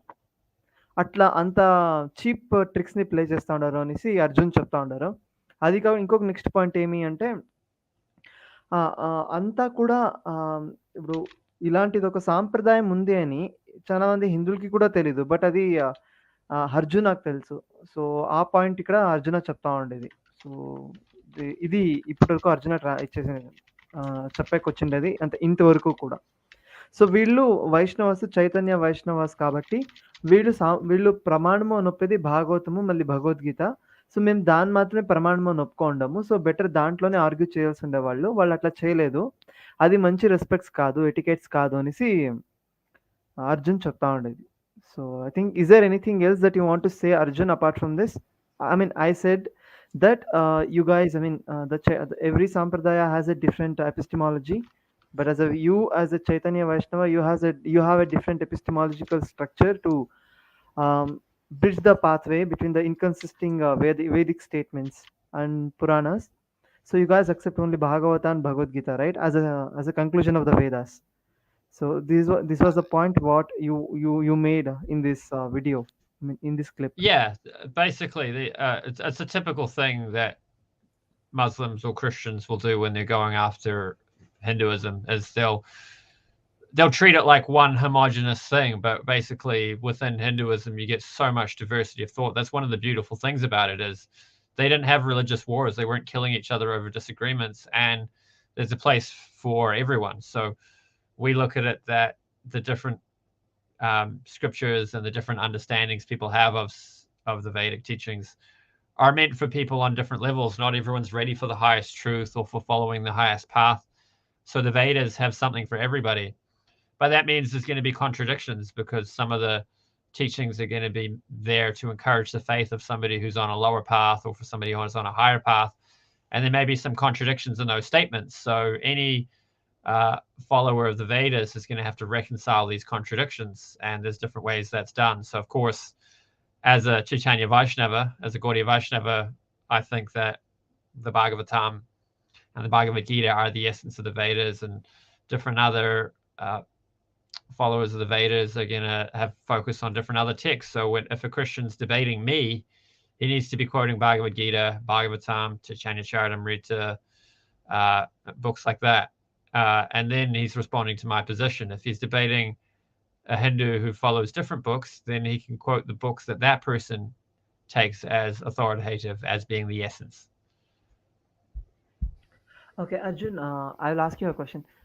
But before that, I'll explain to my audience. See, నేను ఇప్పుడు వీళ్ళకి ఒక క్వశ్చన్ అడగబోతున్నానండి. ఇప్పుడు వాళ్ళు వచ్చి వీళ్ళ దగ్గర దేవి భాగవత పురాణము, ఆ పురాణము, చాందోగ్యోపనిషత్తు, ఎక్సెజెడ్ వగేరాస్ అని వీళ్ళ దగ్గర ఆర్గ్యూ చేశారు కదా. ఇన్స్టెడ్ ఆఫ్ దట్ మీరు వాళ్ళకి ఎందుకు క్వశ్చన్ చేయలేదు? మీకు ఎంతవరకు ఎపిస్టమాలజికల్ నాలెడ్జ్ ఉంది అని వీళ్ళు ఎందుకు వాళ్ళని క్వశ్చన్ చేయలేదు అని నేను వీళ్ళకి ఇప్పుడు ఇంగ్లీష్లో ఎక్స్ప్లెయిన్ చేస్తాను. ఓకేనా? So Arjun, see, while they were bombarding with different scriptures, why didn't you ask them a question, a single question like, so do you have any knowledge on the epistemological understanding of our scriptures? For example, Puranas themselves tell how to read, what are the books we need to accept as a pramanas, the very Puranas tell. So why didn't you ask that question? So how much knowledge do you guys have upon epistemology of Sanatana Dharma? So why didn't you ask that? Well, that definitely would have been a good thing to ask, but my experience in debating is predominantly with Westerners who know next to nothing about our teachings, that basically just let me tell them what I believe and then respond to the presentation, to the view that I present. So, yeah, I'm not used to dealing with this type of debater where they do these sorts of things, or doing with Indian polemics, with other Indians who really get deep into finding inconsistencies and quoting the scriptures and so on. So, yeah, it's just not something I was experienced with, but that would have been a good reply for sure. Yeah. I was thinking that same thing. And then one more thing. How did you know that every system has a different epistemology, structure, methodology? So how did you know that? So I've been following Hare Krishna, Chaitanya Vaishnavism for 12 years now, and I'm quite philosophical. I ask a lot of questions, and I have a day job where I get to listen to things. So I would listen to Hare Krishna scholars giving lectures, seminars on my phone with headphones in while I was at work, 8 hours a day, 40 hours a week. I did that for like 5 or 6 years, maybe. Listened to some audiobooks too, and then I branched out into philosophy of religion and podcasts and other things. So yeah, I've listened to a lot of seminars on that subject. A lot of different people presenting it. So I've heard a lot of ISKCON scholars presenting these sorts of things. Okay, that was very great to hear from you. But then, what do you suppose if you ask that question, hypothetically speaking, if you ever asked that question to them, I mean, do you think that they would answer that? Oh, he wouldn't have a good answer. I mean, he's just, like I said, quote mining. And the reason why quote mining is a derogatory thing to say to somebody is because it suggests that the person hasn't actually studied the thing they're quoting. They've just dug through to find a quote that says what they want it to say so they can use it as ammunition for their argument. The converse of that would be a scholar, an intellectual who studies it with the purpose of trying to understand it. And in that process of understanding it, they may come across things that seem like inconsistencies to them. And then they will ask questions to make sure they're understanding it correctly. And then if the inconsistency isn't answered, then they might use it in an argument. But that's because they think it's true, not because they've dug it out as for the purpose of ammunition for some argument they want to use in their propaganda. So no, I don't think he'd have a good answer. I think he's just doing the propagandizing thing where he just reads it enough to look like he knows what he's talking about and to find some quotes he can use as ammo. Yeah. Okay, I'll translate that to our audience. See, ఇంకొకరండి మనము వాళ్ళు ఏదైనా quotations అవి ఇవి వేరే వేరే scriptures ఇంకా చేస్తూ ఉంటారు కదా మనం వాళ్ళని ఒక మాట అనాలా మీరు యా సాంప్రదాయం ప్రకారము యా మీమాంసాన్ని ఫాలో చేస్తూ ఉంటారు మీదొక ప్రమాణాలు ఏంటి సో యా సాంప్రదాయం ప్రకారం ఎట్లా ప్రమాణాలు అడుగుతూ ఉంటారో మనం ఒక క్వశ్చన్స్ చేయాలి ఎందుకంటే వాటి క్వశ్చన్స్కి ఆన్సర్ ఉండదు వాళ్ళ దగ్గర ఎందుకంటే వాళ్ళు తలకు వచ్చినట్లు చదువుతారు ఒక అదేమిది సిస్టమాటిక్ స్టడీ ఉండదు నాకు అదేమో ఎవరి మాట వినని సీతయ్య వానికి ఏమొస్తే అదే చేస్తాడు అన్నట్ల వాళ్ళంతా okay Arjuna what is your rating to them in terms of epistemological knowledge Either 0 or 1. I mean, they're not even trying to understand. They're just on a war game. Like when somebody is giving such stupid arguments, you've got two choices. You can either assume this person is stupid enough to believe that his arguments hold water, or this person is intelligent and he's motivated. He doesn't care about the truth. He just wants to prove his just do some propaganda. And I think it's probably a mixture of both. I think he's got to be a little bit lacking in intelligence in order to be doing what he's doing, because a smart person would be seeking truth, not just trying to prove something is true as a foregone conclusion. But I think he's actually quite intelligent in a lot of ways. He studies and he brings a lot of quotes and he's ready with responses. So yeah, some mixture of the two. I think this video it will get us late because it goes on along. I mean, is there any other timestamps where we can see the Thomas Jerry's arguments, how strong his argument is? We just want to see that. We want to judge his capability. I mean, our audience have understood very well that these guys, I mean, they do not have any knowledge in epistemology and they have done all fallacious arguments in their debate. But I just want one argument from them where we can expose their illiteracy on our scriptures. Because a video, I think it will go along. It will take a long time if you go on translating and everything. Try jumping to 9 minutes 20 seconds. 9 minutes 20 seconds.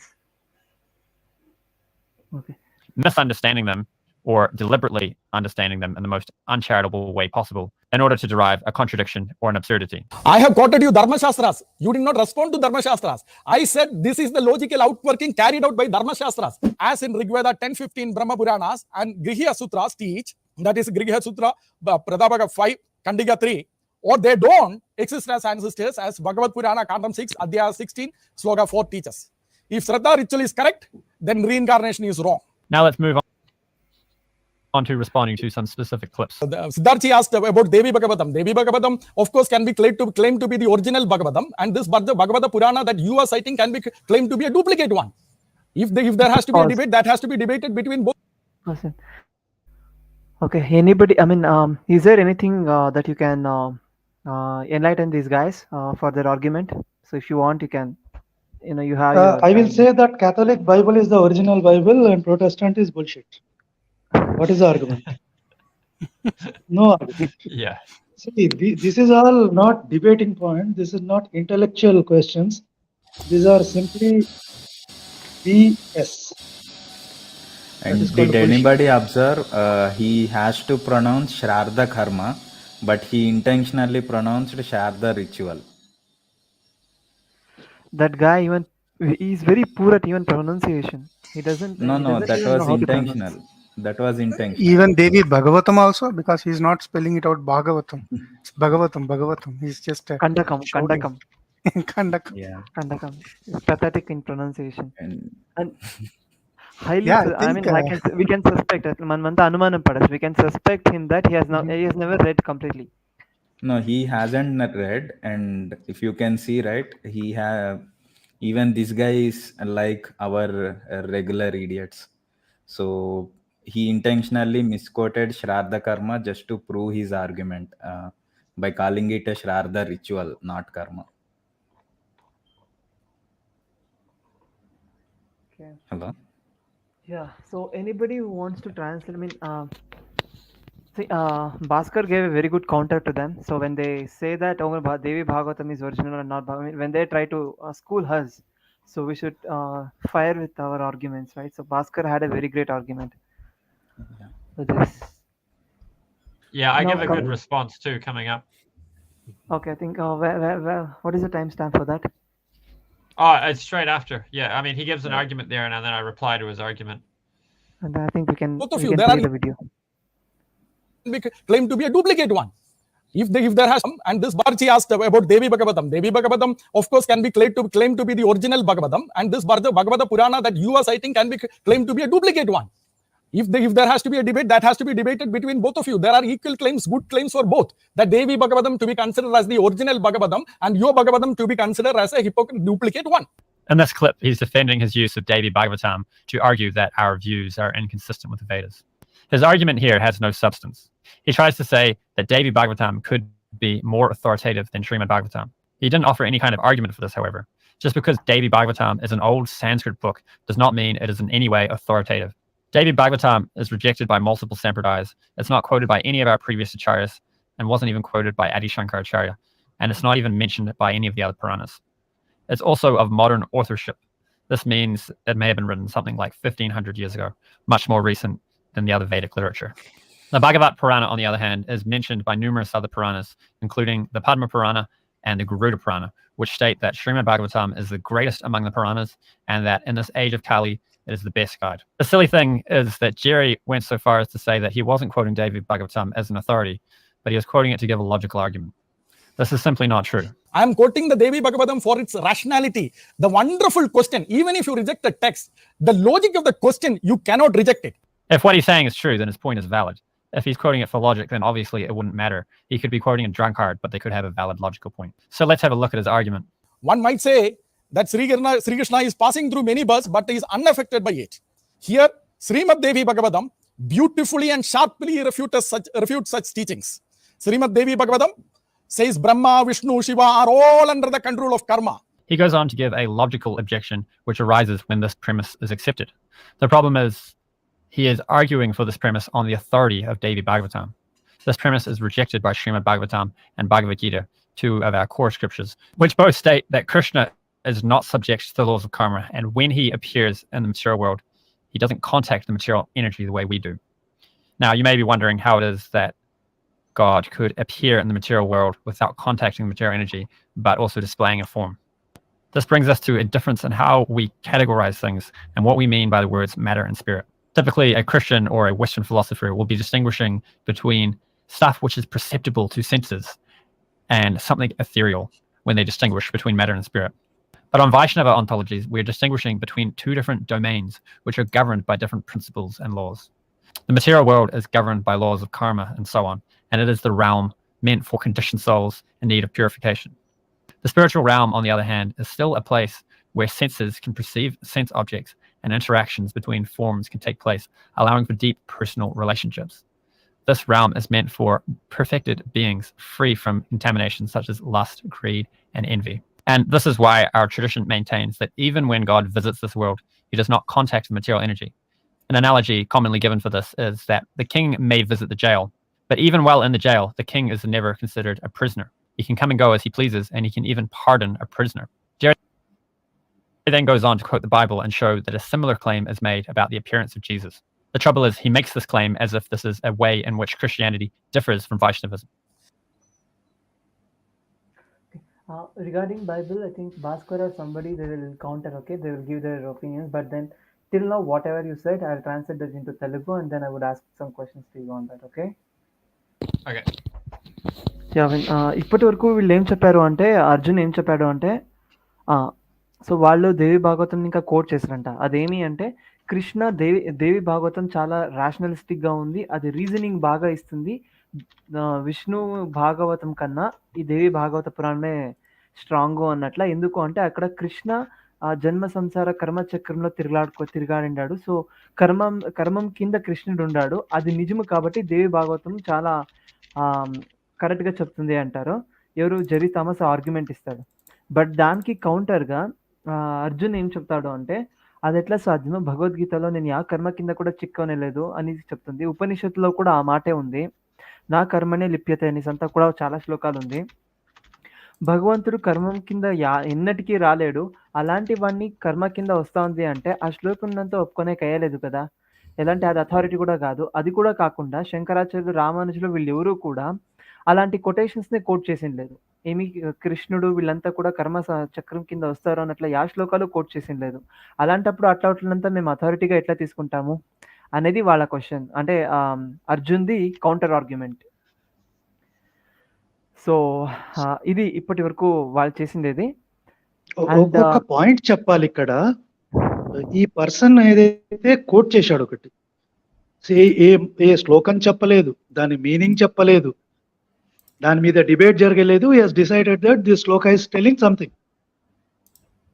what level of argument is this? He has not explained.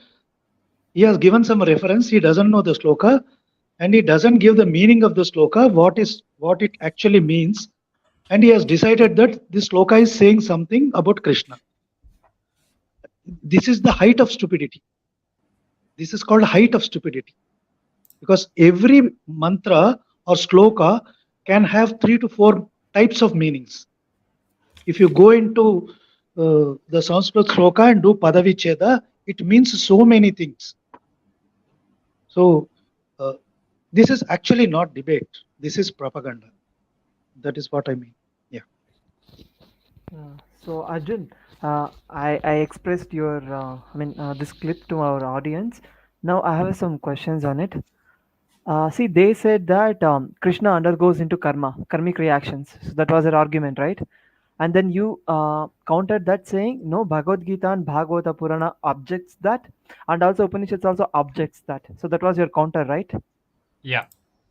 And then what is your justification? Suppose if I say the very same Bhagavata Purana, if it is saying so, and Bhagavata Purana, and it is having a mutually contradicting statements. Both the Puranas having contradicting statements. So how do you correlate it? On what basis? On what proof you're gonna say that the Bhagavata Purana is having a right way of expressing about Krishna? On what authority, or on what quotations? On what foundations you can confirm that Krishna cannot come into the bounds of karma? Yeah, so for a scriptural argument, I'd have to establish the preeminence of the scriptures that I want to quote from. So Bhagavatam, Bhagavad Gita primarily. And there's a few ways of doing that. One is to say we can be very sure what Bhagavatam and Bhagavad Gita in the form we currently have them are authentic. So when I say authentic, I mean free from interpolation, which means anyone having added anything, and free from corruption. So there's not any transcription errors that have introduced anything new or removed anything from Bhagavad Gita or Bhagavatam. The reason we can be sure of that with these two books is because of the surviving manuscripts, there's little to no variation. So, and the surviving manuscripts of Bhagavatam, there might be a couple syllables that are different here and there in a way that doesn't alter the meaning. Like in Sanskrit, you can have there's a few words you could swap out and it just basically doesn't even change the grammar. It's like Su, or I can't remember any examples just now. I'm not really a Sanskrit scholar. And also because of the poetry, the rhyme. With English, you could accidentally swap out a word and you're not really going to notice because it looks the same on the page. But if Bhagavad Gita has a word swapped out, it'll change the meter. If there's a certain rhythm which the red tatane kampam shushamik shamana, that if you change a word, you're going to lose that rhythm and you'll lose the melody because it all fits into that rhythm and sounds nice. And also Bhagavad Gita, Bhagavatam, these books are well studied, especially Bhagavad Gita. People would sing them. People knew them like back to front. So if a word was altered, people would notice because they were singing them and memorizing them every day. They're very well studied. Whereas a lot of these other Vedic texts, we're not so sure that they're still free of corruption or free of interpolation of editing. And then the authority argument would be, so we have this, as Gaudiya Vaishnavas, we have an understanding that different parts of the Vedas are meant for people who are on different levels. So there's different levels of truth. And the lower truths are meant for people who aren't ready for the higher truths, but they're suited for those people. They advance them. So we don't have to go up to somebody who doesn't believe everything I'm saying from Gaudiya Vaishnavism and fear that they're going to hell and, preach to them like mad. We can just say, all right, that's fine. They're on their path and they'll make it eventually. That's kind of a side point, but that's just explaining our understanding of why there's a variety of different levels of truth presented in the Vedas. So then we have to figure out which ones to take as authoritative. And we do that by looking at what the Vedas, so, the texts that are lower truths, they're not going to incriminate themselves. So you're not going to take one of these books and have it say, oh, by the way, we're just meant for people who aren't ready for the higher truths. It's not going to say that. It's going to be written in such a way so as to increase the faith of the people who are on that path. And Krishna says in Bhagavad Gita that for those who worship the demigods, for those who worship this, whatever somebody's object of worship, I increase their faith in that object. And that's a way of helping them become fixed on a path, helping them used to get in a sense of following a path and developing discipline. And, the way we look at it as a nice devotee of Lord Shiva, they're advancing. And if Shiva is especially merciful to them, he'll bless them to become a devotee of Krishna. So yeah, that's just more of explaining why this is the case. Do you want to comment? Yeah. Is there, can you quote anything? Do you have any quotations to give us an authority support? Yeah, so we take the Puranas, and there's some quotes in there. There's another devotee in India who's done more on this. Debate review. Where is it? Okay, I think I've got some quotes here. But so some of the other Puranas reference Bhagavatam. Also, we understand that the author of the Vedas is Vyasadeva, and Vyasadeva wrote so many books, and then Narada Muni came up to him one day. Narada Muni is the guru of Vyasadeva. This is in Bhagavatam, first canto, second chapter, I believe, and it's called Vyasadeva's Lamentation, and says to him, "Why are you lamenting?" And because and then Narada Muni explains what the purpose of his lamentation is, that you've written all these Vedas, but you've failed to glorify Krishna properly, and the result is that people are going to be confused.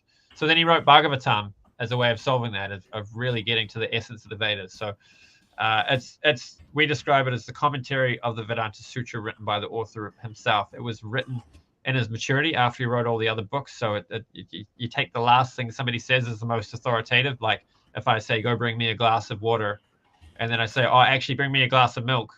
And if the milk was the last thing I said and you bring me a glass of water, then you haven't understood me. So similarly with an author, their last book is the most authoritative. And this is what we have from Vyasadeva. But then quotes from the other Puranas. I think I've found them. Yeah. The above, so we've got Kanda 236, 18 to 22 of Padma Purana Uttara, a beautiful one, the Vishnu Purana, the Narada Purana, the auspicious Bhagavat Purana, and the Garuda Purana, and the Varaha Puranas all belong to the mode of goodness, and they are considered auspicious. So the Bhagavat Purana is mentioned as auspicious here by the Padma Purana and 236.18 to 20. Then we have, oh yeah, there's a few more verses there. A beautiful one, the Vishnu Purana, I've just read that. Know that the Brahmanda, Brahma Vaivarta, Markandeya, Bhavisha, those, then it just lists some Puranas that are mode of passion, and then it lists some Puranas in the mode of ignorance, which means they're meant for people in those modes. Then I've got Padma Purana Uttarakanda 236, 21 to 22. This is in my notes that I sent you a link for. I don't know if you want to try to share it. It's not really a slide or anything. And then the statements of the Shiva scripture should be accepted only when they agree with the Vishnu scriptures. Lord Vishnu is the supreme Lord, and the knowledge of him is the path of liberation. This is the conclusion of all scriptures. Any other conclusions are meant only to bewilder people. Yeah, so that's if I got that right. That says it's from the Skanda Purana. These are notes I got from a devotee who wrote a book on this. If anyone wants more information, just message me and I'll put you in touch with the scholar who can actually, he's written a book on it. Yeah. But then I would like to give you a hint on this. See, you quoted a lot of things, especially you quoted a few things from Brahma Sutras, right? Vedanta Sutra or Brahma Sutra.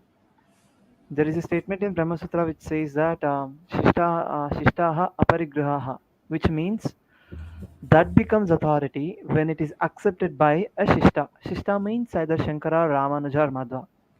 So these people have accepted that Krishna or Vishnu or, they cannot come under the control of karma. So that quotation would help. If next time, if you encounter this kind of silly statements, you can use that. But anyway, I'll explain this. One of your argument I liked very much that after Vedavyasa, in the prime maturity of Vedavyasa, he wrote a book, Bhagavatam, where he says clearly that Krishna cannot come under karma. Right? I think that was enough. That was more than enough to counter these guys. I think we should go for next. We will go with the video next. Yeah.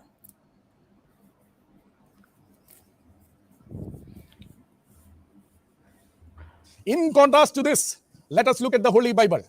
Unlike the karma and reincarnation, sin and death are considered as the enemies of human life in the Holy Bible. Lord Jesus Christ came into the world and lived without sin. If you actually studied what Chaitanya Vaishnavas believe and what is taught by Srimad Bhagavatam and Bhagavad Gita, he would see that it's not so different from what he just claimed there about Jesus coming into this world, but being free from sin.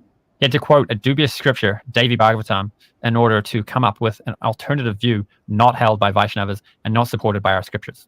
He then dropped some typical Christian tropes about Jesus coming and saving us all. God's love is demonstrated on the cross of Calvary and not in the futile, innumerable cycles of birth and death. He who defeated the death and rose again, we can trust him to save us from the power of death. There's numerous theological problems with the ideas he just presented. The trouble is, with his gish galloping, he presented them so vaguely that it's hard to make out precisely which view of the atonement he's advocating. I could guess which one and then offer some objections to it, but then he could just say, oh no, that's not the view of the atonement that I believe. But I suspect he's not philosophically rigorous enough to even understand the varieties of atonement views and know which one he prefers. But there's a few objections which I will give now. The first one is the problem that comes from this idea that Jesus conquered death. For Jesus to conquer death, that means there has to have been a time when Jesus didn't have power over death.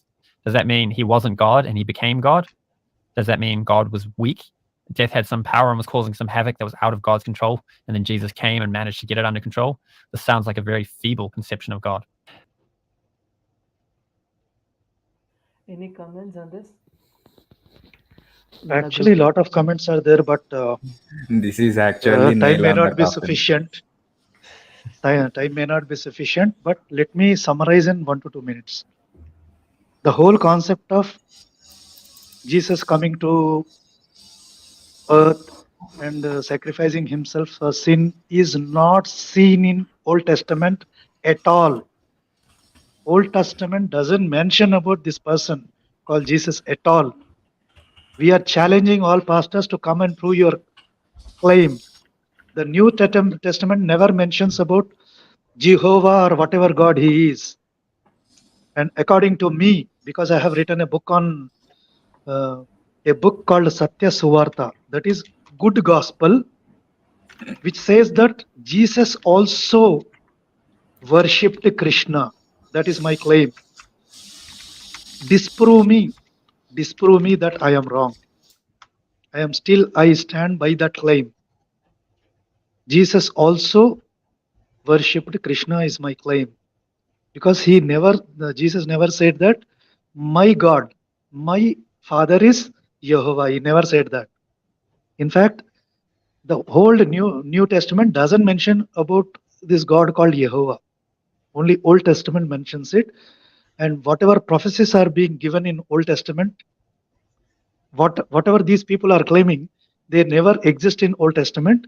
We are challenging all pastors to come and prove your claim. So this is all bullshit story. You cannot prove that Jesus exists in Old Testament.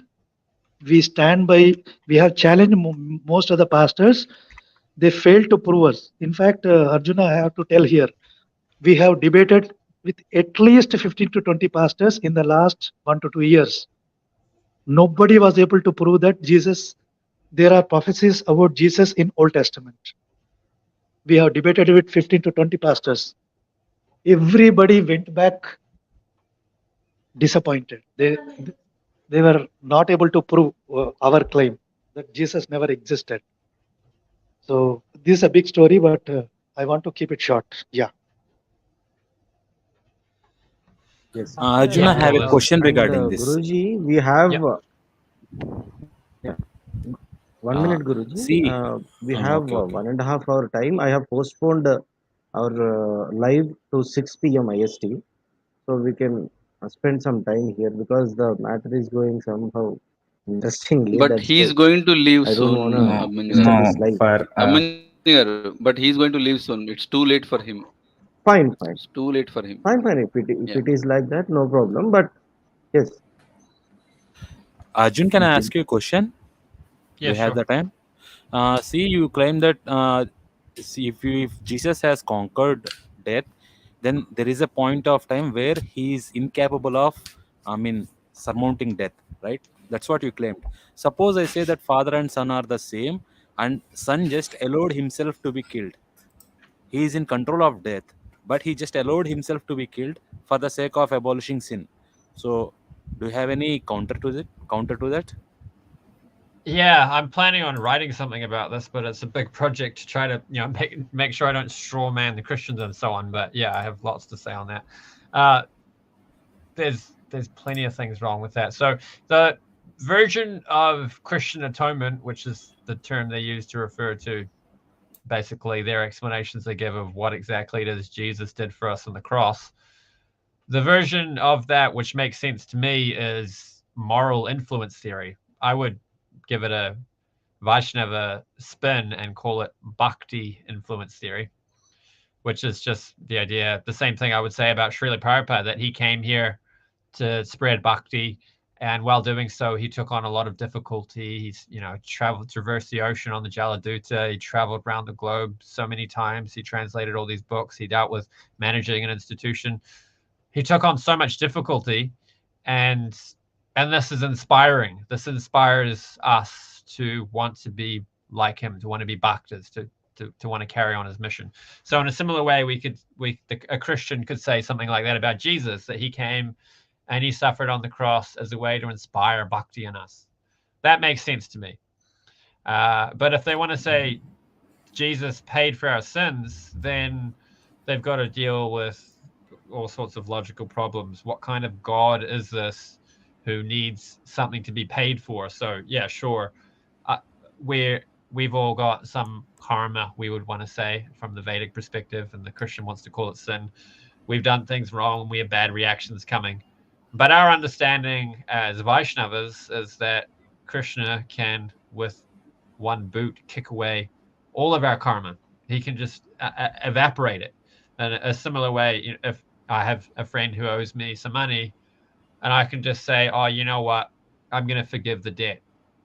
And in order to do that, I don't need to take $20 out of my pocket and burn it. I don't need to do any kind of sacrifice in order to absolve the debt. I just say, you know what, let's just forget about that money you owe me. It's just gone. I evaporate it. So similarly, why can't God do this with sin? What kind of God is this that has I think of it with an analogy of a punching bag. So we've got this angry God who, he's angry at the sins we've done, and he wants to give us all these reactions. He wants to beat us up to pay, that's just an analogy. He wants to, of giving us our due for our karma in order to vent his anger at what we've done.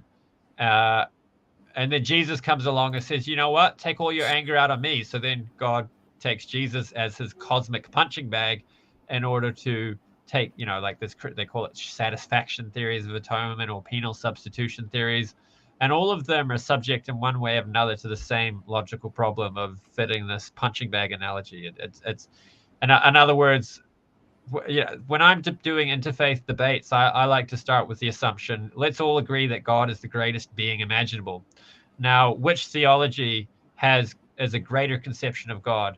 The one where he has this anger problem, or the one where he just forgives when we are suitably positioned, when we take shelter of him? And to add you on top of it, I think I regularly use this word. So on top of it, which God do you choose? The one who writes for you, or the one who stands on your head and make you fear and prove that you are inferior? Yeah, exactly. So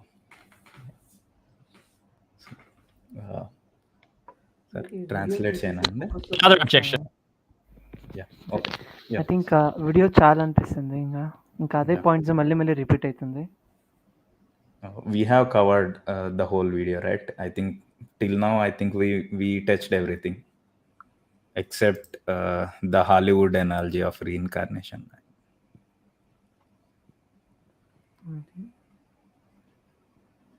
Yeah, there's another 10 minutes of the video. Maybe we can do that another time, or yeah, or you can just, if it's so easy for Jesus to come and do this metaphysical change or pay this debt, or however you want to conceive of the atonement of Jesus on the cross, then why didn't he do that in the first place? Why go through all this trouble of all these cycles of evolution, all these animals being born and suffering, all these humans being born in ignorance, living and dying in poverty, or whatever horrible lives people live? Why not just save all that trouble, and Jesus can do the cross thing, or snap his fingers, or whatever he needs to do, pay the debt, and have us all be saved straight away before going through any of the trouble of existing in this world? This is called, in philosophical literature, the gratuitous earthly life objection. This problem doesn't apply to the Hare Krishna view, because we understand that these cycles of birth and death, this time we spend in the material world, is the minimum amount of suffering necessary to bring about an ultimate good. That this world, with all its trials and tribulations, is the perfect place for conditioned souls to learn soul-building lessons, to become free of the impurities in our hearts and develop pure love of God. That was one of 4 arguments I gave as theological reasons for reincarnation. Clearly, Jerry wasn't paying attention, though, because he went on to say this. In contrast to this Vedic paradigm, the biblical paradigm views the current sufferings as a probation period or a training school. One of the most important ancient books in the world, the book of Job, which form the part of the Old Testament, clearly teaches that not all sufferings are due to one's action, and condemns the Job's friends who thought that Job is suffering due to his wickedness. I don't even know where to begin.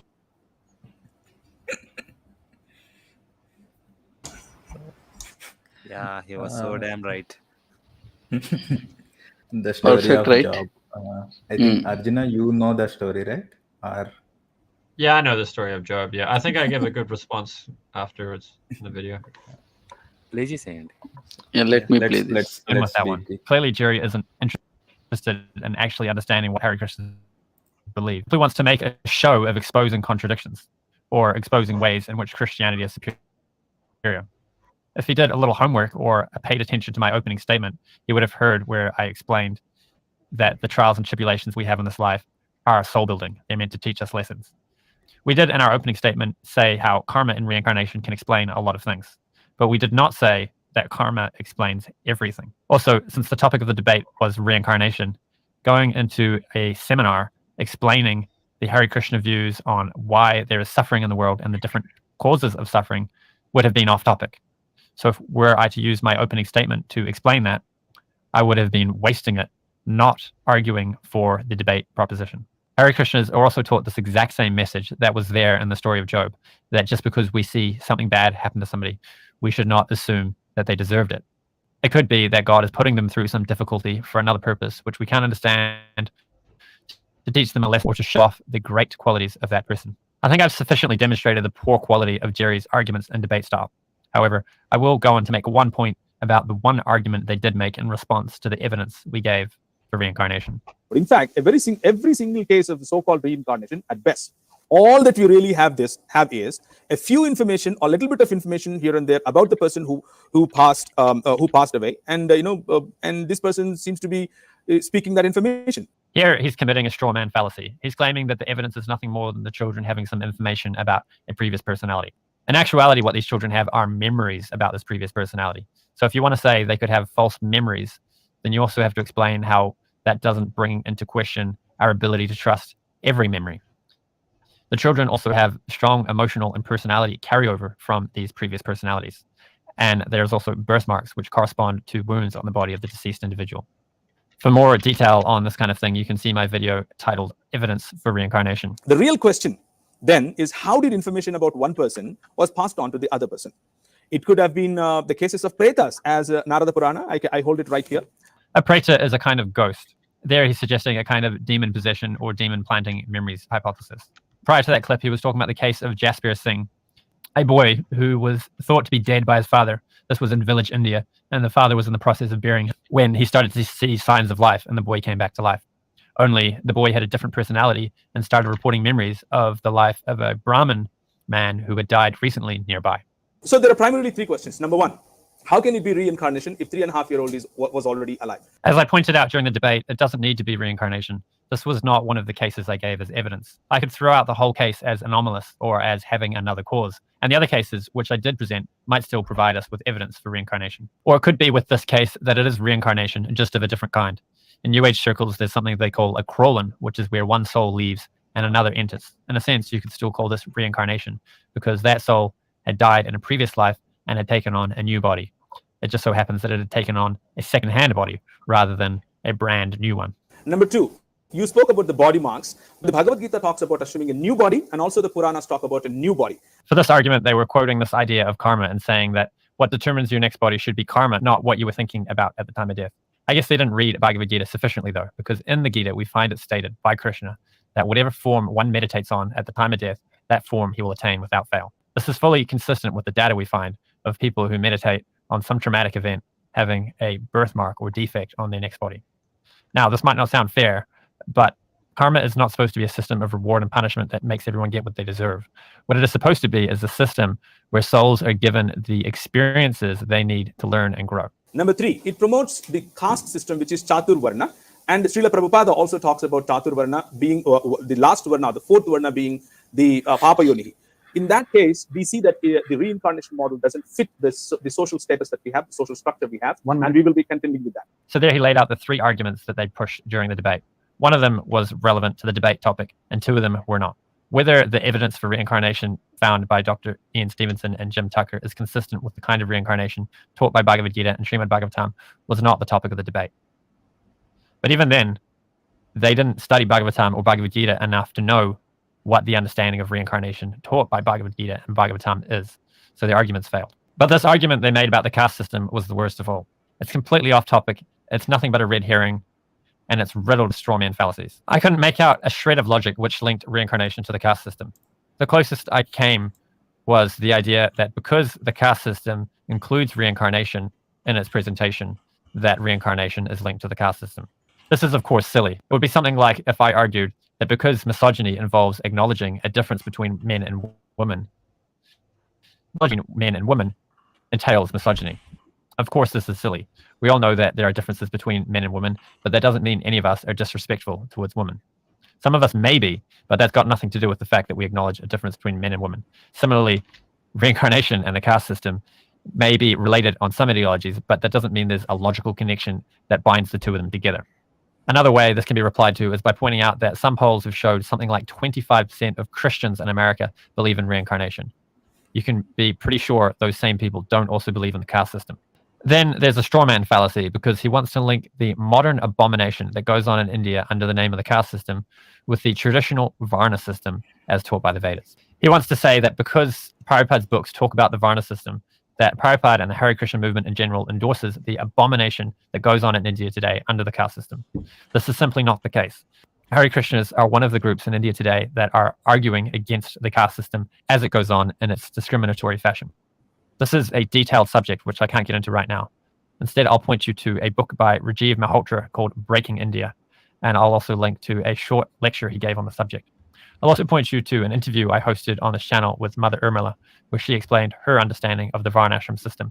I'm going to leave it there. There's numerous arguments they gave which I haven't responded to in this short video, but given the large number of poor quality arguments they gave, it's too much work to deal with all of them. So I've just highlighted a few to give a general idea of the debate. If you like the stuff, be sure to subscribe. Please hit the like button to help us out.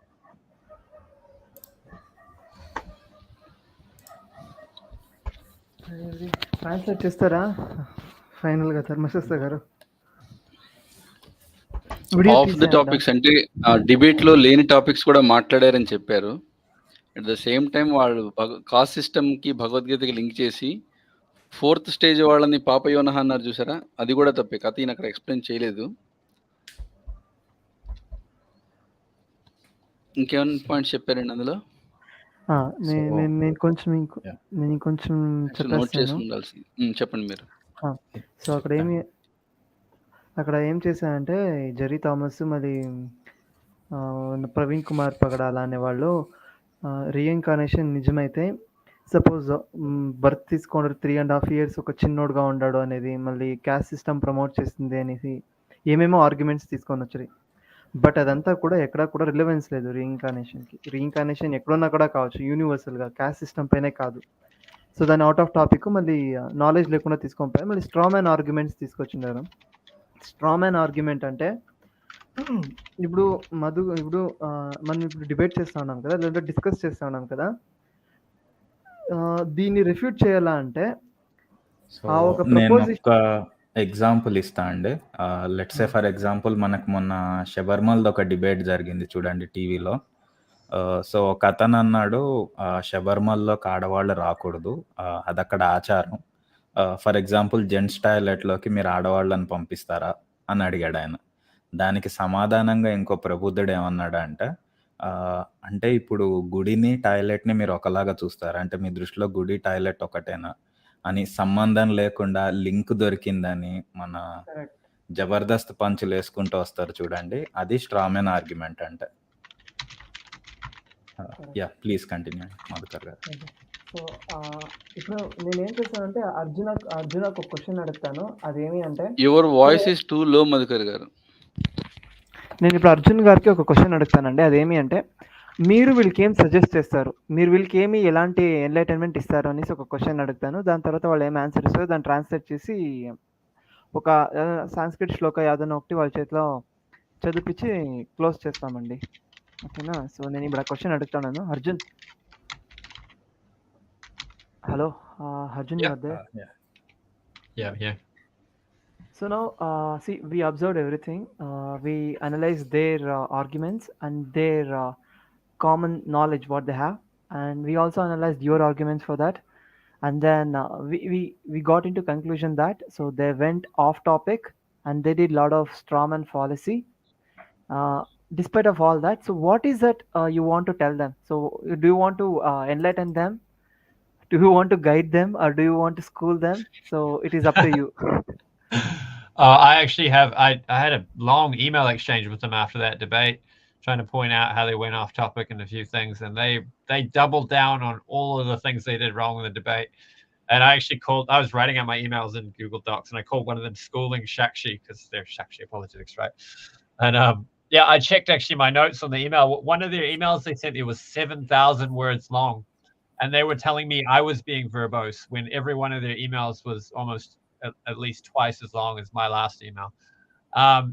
So I've tried to say things to them in email, and I don't think they're educatable.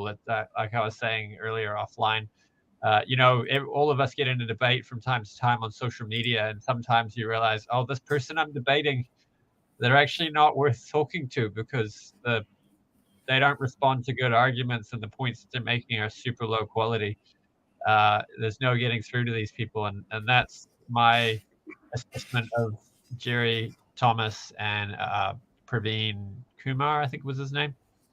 That they're just Any suggestions that they can improve their low quality? Yeah, so if I were to make the assumption that they're willing to learn, I would say learn to stick to one topic at a time. Make it so that your interlocutor, the person you're debating, has a clear understanding of what arguments you're going to make, what quotes you're going to pull up, so they can become ready. The Vedic traditions have a long history of debate, and there was etiquette. A person is only qualified to debate if they can understand the position they're opposing well enough to explain it themselves in a way that's not objectionable to a person who holds that position. Meanwhile, Jerry Thomas is there trying to tell us what I believe. He's not even like just poor understanding and just getting it wrong. He's deliberately disagreeing with my understanding of my religion, which is completely off base.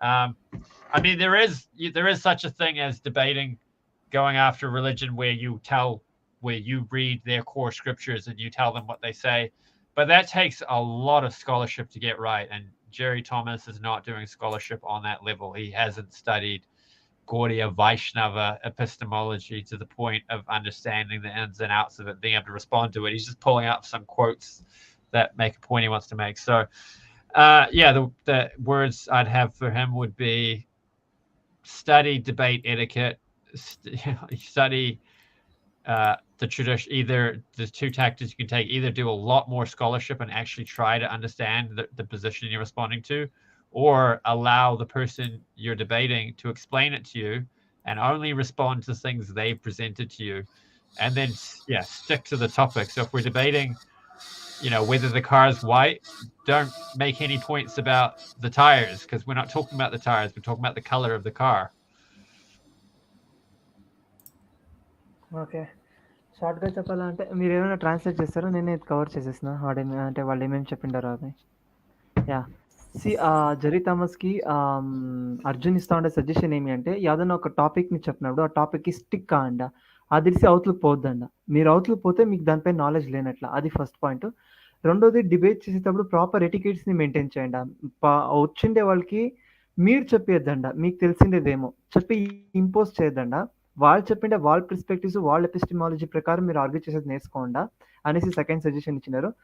కొంచెం దాని గురించి etiquettes నేర్చుకోమని చెప్పినారు. దాని తర్వాత ఎట్లా coat చేయాలా, ఏం కోట్ చేయకూడదు, దాని గురించి కొంచెం పరిజ్ఞానం ఉండాలనేసి వాళ్ళు గైడ్ చేస్తూ ఉన్నారు. ఇదంతా కాకుండా అదే కలర్ అడిగిండే క్వశ్చన్స్కి ఆ క్వశ్చన్ని కూడా అర్థం చేసుకోకుండా కేపబిలిటీలో ఉండద్దండ అంటా ఉన్నారు. అంటే ఏమైనా క్వశ్చన్ అడిగితే, ఇప్పుడు కార్ కలర్ ఏమి అంటే టైర్ ఇట్లుంది అంటారు. సో క్వశ్చనే కరెక్ట్గా అర్థం చేసుకోకుండా మీరు డిబేట్లో ఏం చేస్తారు అని వీళ్ళు సజెషన్ ఇస్తూ ఉన్నారు Arjun. So these are the suggestions to ఈ సజెషన్స్ అంతా కూడా జెరీ థామస్కి ఇస్తూ ఉన్నారు. And finally, what is your rating for them? Zero. Zero. No, actually, I should give them maybe 2 points because they do their homework. That they start. I mean, when I say there's a scale out of 10, I'm used to dealing with people that are like 8 or 9, and when I think of someone worth talking to, I think of someone who follows debate etiquette, and they completely violate all the etiquette, but they do study, they do some preparation and homework and bring out some quotes. So I guess you could give them points for effort and having done some amount of study. Okay, so Arjun ఏం చెప్తా ఉంటాడు అంటే, వాళ్ళకి 100 మార్క్స్లో నేను very 0 to 20 మార్కులు అంతే ఇస్తాను, అంతకన్నా చాలా ఇచ్చలేదు అంటున్నాడు. ఓన్లీ 2%. సో అది వాళ్ళ ఇది. And Arjun, finally, any other favourite Shloka you have, you can coat it and you can sing it or you can Recite it. Yeah. So my Your favorite sloka favorite is from sloka. Srimad Bhagavatam, Canto 10, Chapter 14, Verse 8. Stenukam Shushamikshamana Bunjana Evatmakritam Vapam Kam Pridvag Vaporvir Vidadan Namaste Shiveta Yomukti Pade Sadoyavak. I'm very happy I was still able to remember it. Maybe see if I can remember the translation. No, I can't remember that. Maybe I'll just get the first word. My dear Lord, one who earnestly awaits for you to bestow your causeless mercy upon him, all the while patiently suffering the reactions of his past misdeeds and offering you respectful obeisances with his heart, words, and body, is surely eligible for liberation, for has become his rightful claim. So this verse is from the prayers of Lord Brahma. So it's the Brahma Vimohan Leela. Brahma has been bewildered by Krishna. Brahma comes down to Vrindavan and offers prayers to Krishna in his humility, and this is one of his prayers. The reason why this verse is special is because it gives, as Prabhupada described it, the ticket. I don't know his exact wording of how Prabhupada said, but basically the point Prabhupada made is this verse gives you the ticket out of here. So if you could do these three things, you're on your way home. And the wording is very interesting. It says just like inheritance. So just like in the purport, the commentators say, just like for a son, all he has to do is stay alive and he earns the inheritance of his father. So similarly for us in Krishna consciousness, in order to get the blessings of Krishna consciousness, to get liberation from this material world and receive bhakti and enter into the spiritual world, all we have to do is expect God's mercy. So three things: expect God's mercy, offer obeisances to God with our mind, actions, and with our heart. And when bad things happen to us, we should see it as reactions to our past misdeeds. We shouldn't get angry or be bitter or resentful that that some bad thing's happening to me and it's not fair. We should see it as I've done bad things in the past, and this is the reaction. Maybe it's here to teach me something. And yeah, it's a nice verse. Thanks for that. I think you're feeling, I think you're sleepy. It's time of sleep. Okay, anybody else? మీ దగ్గర ఏమైనా ఉంటే ఇంకా మాట్లాడొచ్చు, నాది ఇంకేం లేదు. Nothing. We can close, but it seems Arjuna is very merciful while giving rating to them, because I think he considered their mathematical knowledge as well. Because when they talk about infinity and everything, we can consider they don't even know about negative numbers. So that's why I didn't go Yeah. negative rating, right? All right. You kept them above zero. At least they could Arjuna, understand. Arjuna, Yeah. if you remember, you should have heard of you should have remembered this verse. The things that come out of the mouth come from the heart. Matthew 15. See, that says a lot of things about our Sakshi apologetics. So I apologize to you for disappointing you on behalf of Sakshi apologetics. Okay, so that's it. Right. Thanks. Harikrishna అనేవాళ్ళు comment వేసినారు, ఒకసారి చూడండి అదని ఎట్లుందో.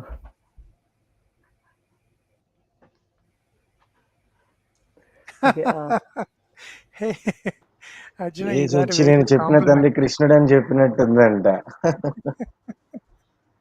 Somebody is commenting, the name is Hari Krishna. He is saying that Arjun looks like Jesus Christ, and Jesus Christ came and saying that Krishna is my father.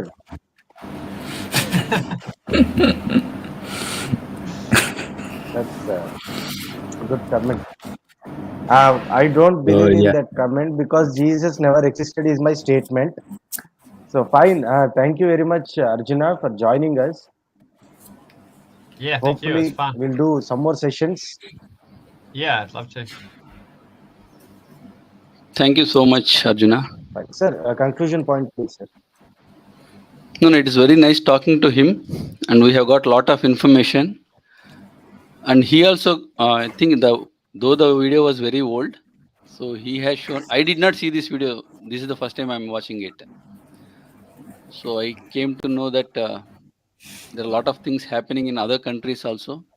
So we should thank ISKCON, and people are also coming to know the Sanatana Dharma and culture, which is very good. So eventually things will happen in favor of Dharma. Thanks, Arjuna. Thank you. So yeah, Arjuna, actually you are first thing, the way you debated, that gave me particularly a different perspective on how to debate. And second point, the very existence of your cause and your channel is kind of an inspiration for us. Yeah, I'm surprised there's not many people doing what I'm doing. I mean, there must be stuff happening in India, but the philosophy of religion and stuff I'm doing, presenting Gaudiya Vaishnavism, there's very little content on it. So I have a lot of work to do. I basically have, for every video I produce, I probably have another 20 video ideas. Yeah. So yeah. Okay, so then will close the live. And అందరికీ ఇంకా సెలవు అండి. అభిమన్యు గారు ఇంకేమన్నా మీరేమైనా conclusion చెప్పేస్తారా అందరూ?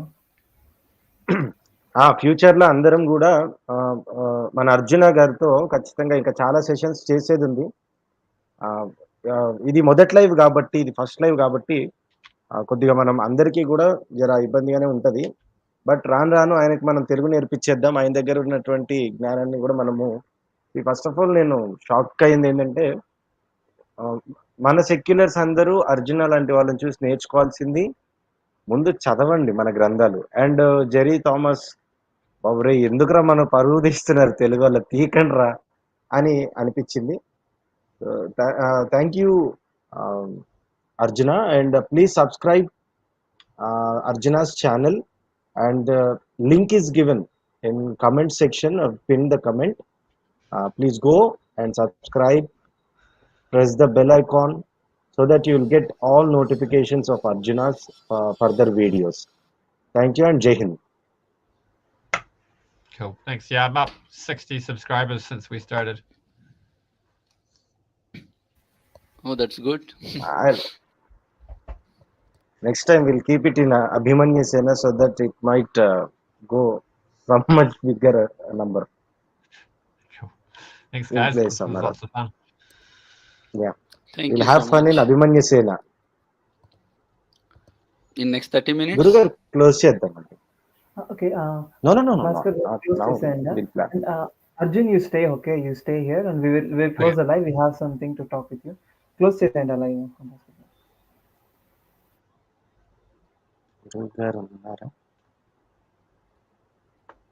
గురువు గారికి ఉంది కదా stream yard access? Yes. Just hold on. He will be back. Oh, he got